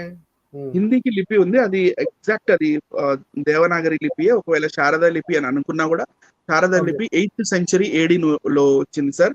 ఆ 8th సెంచరీ ఏడీలో అది ఫుల్ గా పరిపక్వత చెందని బ్రహ్మి నాగరి లిపి. అది బ్రహ్మి నాగరి లిపి. దాన్నే శారద లిపి అంటారు. ఒకవేళ అలా తీసుకున్నా కూడా హిందీకి లిపి ఉంది. మరాఠీకి లిపి లేదు. నేను మహారాష్ట్రలో 3 ఏళ్ళు ఉన్నాను. మరాఠీకి లిపి లేదనేది నాకు అది అసలు వింత ఈ స్టేట్మెంట్ విని. మరాఠీకి తప్పకుండా అక్షరమాల ఉంది. ఓకే. రైట్. నెక్స్ట్. అవి దేవనాగరిని లిపిగా వాడుతున్నాయి. దానికి వేరే లిపి ఉంది మరాఠీకి కూడా సార్. లిపిగల తెలుగు ఎంత సంపన్నమో అర్థం చేసుకోండి. లిపిగల తెలుగు ఎంత సంపన్నమో అర్థం చేసుకోండి. అది అర్థం చేసుకొని ఇంతసేపు తెలుగు భాష ఎలా వచ్చింది, తెలుగు లిపి ఎలా వచ్చిందో చూపించాం మనం. ఓకే. రైట్. ఓకే. వేదం సంస్కృత భాషలో ఉంది. ఇక్కడ నుంచి జోక్స్ మొదలవుతాయి సార్. ఓకే. వేదం సంస్కృత భాషలో ఉంది. సంస్కృతానికి సంబంధించిన వరకు తొలుత వ్యాకరణం ఆవిర్భవించింది. Is it possible? ఓకే. అసలు లిపి లేకుండా సందులు, సమాసాలు, విభక్తులు, ఛందస్సు, గురువు, లఘువు ఇవన్నీ పెట్టి మళ్ళీ ఈ మాలలు ఉంటాయి కదా, ఛందస్సులో మాలలు, ఇవన్నీ అక్షరమాల లేకుండానే చేయగలమా సార్? ఇంపాసిబుల్. అది అక్షరమాల లేకుండా గ్రామరాలకు వచ్చింది సార్ అసలు. అది జోక్స్ వేస్తున్నాడు సార్. ఓకే. నెక్స్ట్. వ్యాకరణాన్ని అనుసరించి భాష ఏర్పడింది, అందుకే అది సంస్కృతం అయ్యింది అంటున్నాడు సార్. సంస్కృతాన్ని గొప్పగా చూపించాలని అంటున్నాడండి ఆయన. అంటే సంస్కృతాన్ని గొప్పగా చూపించాలి అనే కాన్సెప్ట్ తో ఆయన అంటున్నాడు అనమాట. అది పాయింట్. ఓకే. సంస్కృతానికి సొంత లిపి లేదు, అందుకోసం దేవనాగరి లిపిని ఆవిష్కరించారు మహర్షులు అంటారు. ఒకటి మాత్రం కన్ఫర్మ్ అయిపోయిందండి. సంస్కృతానికి స్వంత లిపి లేదు కన్ఫర్మ్ చేస్తాడు, ఒప్పించుకున్నారండి ఆయన. సో కానీ ఈ దేవనాగరి లిపిని మహర్షులు చేశారా, లేకపోతే అది హెబ్రూ లాంగ్వేజ్ నుంచి వచ్చిన, అరమైక్ నుంచి వచ్చిన బ్రహ్మి లిపి నుంచి వచ్చిన దేవనాగరి లిపి అయిందా, మహర్షులు తెచ్చారా? అది మనం క్లియర్ గా మనం హిస్టారికల్ గా క్లియర్ గా మనం ప్రూఫ్స్ తో సహా చూపించాము. అది హెబ్రూ టు ఎరమిక్ టు బ్రహ్మి మనకు వచ్చిందని చాలా క్లియర్ గా అర్థమవుతుంది. ప్లస్ అక్షరమాలను కూడా దగ్గర పోలికలు మనం చూపించాం కనుక చాలా క్లియర్ గా మనకు అర్థమవుతుంది. మహర్షులు అనేది తప్పు అని నా ఉద్దేశం. అందుకోసం దేవనాగరి లిపి ఆవిష్కరించారని మహర్షులు అన్నాడు కానీ అయినా, కానీ యాక్చువల్లీ రాయబడింది మాత్రం దేవనాగరి లిపిలోనే వీళ్ళు రాసుకున్నారు వేదాలు. మరి లిపి ఎప్పుడు వచ్చింది అనేది మన డేట్స్ చూస్తే మనకు అర్థమవుతుంది. ఆయన ఖచ్చితంగా ఒక మాటకు ఒప్పించుకున్నాడండి. అదేంటంటే సంస్కృతానికి సొంత లిపి లేదని ఒకటి మాత్రం పాయింట్ ఒప్పించుకున్నాడండి. నేను ఎన్నో సంవత్సరాల నుంచి చాలా మందిని అడిగాను ఈ విషయాన్ని, అక్షరమాలు చూపించండి అని అడిగాను. వాళ్ళు తప్పించుకొని తిరిగారు. దానికి కారణం ఏంటో మనకి అర్థమైపోయింది. ఎందుకంటే నేను చెప్పలేరు ఆన్సర్, ఎందుకంటే సంస్కృతానికి లిపి లేదు, అది కాన్సెప్ట్. రైట్. సో ఇంకా ముందు చదువుదామా, స్కిప్ చేద్దామా? ఇది సరిపోదు కదా సార్, సరిపోదు కదా, ఇక స్కిప్ చేద్దాం సార్. ఓకే. రైట్. ఇప్పుడు దాశరథి రంగాచారి గారు ఏం చెప్పాలనుకుంటున్నారంటే, దీన్ని కొంచెం జూమ్ చేస్తే మనం చూస్తూ, దాశరథి రంగాచారి గారు ఏమంటున్నారంటే, ఈ వేదాలన్నిట్లో ఛందస్సు ఉంటుందండి. అది ఏ మాలకు చెందింది ఛందస్సు అని చెప్పి దాని హెడ్డింగ్ లోనే అక్కడ పక్కన అది ఏ మాలో చెప్తారు. సో అలాగే తెలుగులో కూడా ఛందస్సు ఉంటుంది. ఏ అక్షరం అయినా, అంటే పొడి అక్షరం అయితే లఘు అని, లేకపోతే ఒత్తుతో పలికింది అయితే గురు అని, అట్లా ఉంటాయి. సో ఈ గురు లఘువులు అలా మనం సెలెక్ట్ చేసుకోవచ్చు. ఆ తర్వాత యామాత రాజబానస సంథింగ్ ఇంకోటి అక్షరం ఉంది, నాకు గుర్తు రావట్లేదు. యామాత రాజబానస అని ఒక చక్రం వేసుకొని యామాత రాజబానస, ఆ చక్రం ప్రకారంగా మనం గురువు లఘువు గురువు లఘువు పెట్టుకుంటూ వెళ్తే అది ఏం అవుతుంది అంటే, ఒకవేళ యామాత రాజమానస ప్రకారము అది భరణ బభవ అయిందంటే ఉత్పలమాల అవుతుంది. చిన్నప్పుడు చదువుకుంటాం. రైట్. నజబజ జజర అయితే చంపకమాల అవుతుంది. మసజస తతగా అయితే శార్దూల మాల అవుతుంది. సబరణ మయవ అంటే మత్తేబ మాల అవుతుంది. సో అలాగే సంస్కృత ఇందులో కూడా చంపక మాలలు ఉంటాయి. దానికి కూడా సంస్కృత భాషలో ఉన్న ఈ గురు లఘువులు పెడతారు. మరి ఇట్లా లిపి లేకుండా నీకు ఛందోబద్ధంగా వేదాలు శ్లోకాలు ఎలా వచ్చినాయి అనేది నా డౌట్ సార్. అంటే అసలు విషయం ఏంటంటే దేవనాగరి లిపి బ్రహ్మి లిపి లేకపోతే దేవనాగరి లిపినే వీళ్ళు సంస్కృత భాషగా లిపి లేదు కనుక దాన్ని వాడుకున్నారు అనేది మనకు అర్థమవుతుంది క్లియర్ గా. సార్ మనల్ని చూపించండి. Right, okay. ఇది కింద వద్దు బ్రదర్. ఇది అదే అంటే సందులు సమాసాలు ఇవన్నీ ఉన్నాయి కదా సార్, ఇవన్నీ వ్యాకరణం కిందే వస్తాయి కదా. ముందు వ్యాకరణం పుట్టి తర్వాత భాష సంస్కృతానికి వచ్చింది అన్నారు కదా, ఇది ఇట్స్ నాట్ ట్రూ సార్. అది నిజం కాదు అది. Okay okay, right brother. So ఇప్పుడు ముదిగొండ శివప్రసాదరావు గారు ఆయన లింగ్విస్ట్ అంటారు, లేకపోతే లింగ్విస్టిక్ డిపార్ట్మెంట్ లో పనిచేశాను అంటారు. ఆయన గారికి బ్రహ్మి లిపి గురించి తెలీదా? తెలుసు, తెలుసండి, తెలుసు. లింగ్విస్టిక్ ఎలాగైనా ఓకే, కానీ వాంటెడ్లీ ఎవరు చెప్పరు బ్రహ్మి లిపి గురించి. ఎందుకంటే బ్రహ్మి లిపి నుంచే దేవనాగరి లిపి వచ్చింది. Okay, yes, right. కానీ అదే బ్రహ్మి లిపిని మనం వెనక్కి తోవామనుకోండి, ఓకే ఓకే, దేవనాగరి లిపి ఎక్కడి నుంచి వచ్చింది? బ్రహ్మి నుంచి వచ్చింది. బ్రహ్మి ఎక్కడి నుంచి వచ్చింది? అరమిక్ నుంచి వచ్చింది. అరమిక్ ఎక్కడి నుంచి వచ్చింది? హెబ్రూ ఎక్కడి నుంచి వచ్చింది? సినైటిక్ నుంచి వచ్చింది. రైట్. సో మొత్తం సినాయి పర్వతం దగ్గరికి వెళ్ళింది. మొత్తం అంతా సినాయి పర్వతం దగ్గరికి వెళ్ళింది. దేవుని యొక్క వేలు దగ్గరికి వెళ్ళింది. రైట్. కాబట్టి వీళ్ళు బ్రహ్మి లిపిని దాచి పెడతారు. ఓకే, బ్రహ్మి లిపి అనేది దాచబడిన ఒక రహస్యం, సీక్రెట్ అనమాట. అంటే ఈ రోజు సీక్రెట్ బద్దలైపోయింది, కొండ బద్దలైపోయింది అనమాట. సో మరి వీక్షిస్తున్న వీక్షకులు, మరి మీరు కామెంట్ సెక్షన్ లో మరి మా ప్రోగ్రామ్ నచ్చిందా, ఎలా ఉంది, ఏంటి మీరు కూడా చెప్తే. చక్కటి కామెంట్స్ ఇచ్చారండి అందరూ కూడా. చక్కటి షో చేస్తున్నాం సార్, చూడండి, ఇక షో చేస్తాం చూడండి, మీరు చదవచ్చు.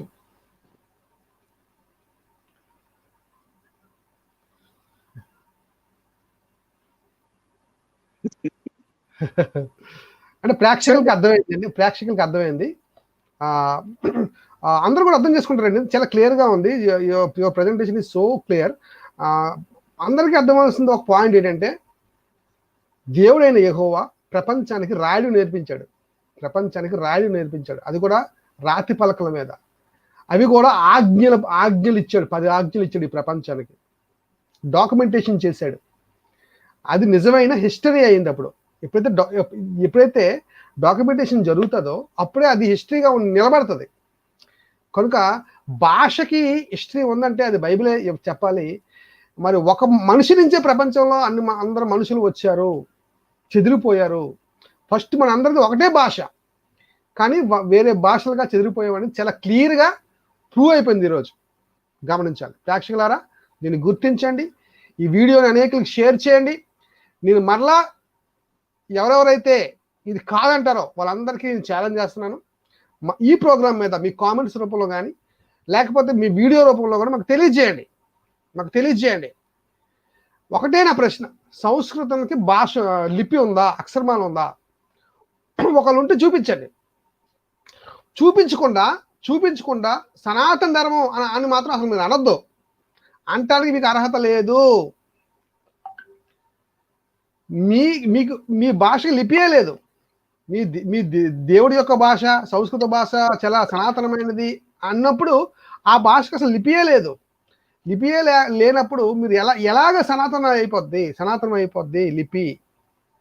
కనుక ఏది సనాతన లిపి అని ఈరోజు ప్రూవ్ అయిందంటే హీబ్రూ లాంగ్వేజే సనాతనమైన లిపి అని, సీనాయి కొండ మీద దేవుడు రాసిచ్చిన పలకల మీద రాసించిన ఆ లాంగ్వేజే సనాతనం అని ఈరోజు ప్రూవ్ అయింది. కనుక ఇది కాదనే వారు ఎవరైనా ఉంటే ముందుకు రావచ్చు, మాతో డిస్కస్ చేయడానికి ముందుకు రావచ్చు, లేకపోతే వీడియో రూపంలో తెలియజేయచ్చు ప్రపంచానికి. మేము ఈ జ్ఞానాన్ని ప్రపంచానికి అందజేస్తున్నాం. దయచేసి ఈ జ్ఞానాన్ని అనేకులకి షేర్ చేయండి. అందరికీ తెలుసుకోవాలి, క్రైస్తవులు అందరికీ తెలుసుకోవాలి. హైందవ సహోదరులు అమాయకులు చాలా మంది ఉన్నారు, వాళ్ళందరికీ తెలుసుకోవాలి. లేకపోతే ఏంటనేది మీరు నిరూపించుకోమని ఇందు మూలంగా తెలియజేస్తూ ఈ ప్రోగ్రాం ఎంతో ఓపికగా వీక్షించిన అందరికీ నా వందనాలు తెలియజేస్తున్నాను. ముఖ్యంగా చాలా కష్టపడి రాత్రి పొగలు కష్టపడి అనిల్ గారు చాలా కష్టపడ్డారు. ఈ టాపిక్ తీయడానికి కూడా చాలా కష్టపడ్డారు. దానికి ఆయన కూడా నేను చాలా వందనాలు తెలియజేస్తున్నాను. 6 సంవత్సరాల నుంచి మేమందరం ఇలా కష్టపడుతున్నాం అండి. డిఫెండ్ చేస్తున్నాం మేము. హేతుబద్ధమైన ప్రతి ఒక్కరికి సాత్వికంతో సమాధానం చెప్పడానికి ప్రతి క్రైస్తవుడు ఎల్లప్పుడూ ఈ విధంగానే సిద్ధంగా ఉంటాడు. ముందుకి చాలా మంది క్రైస్తవులు ముందుకు వస్తున్నారు. వాళ్ళందరూ కూడా హేతుబద్ధమైన ప్రతి ఒక్కరికి సాత్వికంతో సమాధానం చెప్పే తీరుతారు. అప్పుడు ఆ వ్యక్తి క్రైస్తవుడు అవుతాడు.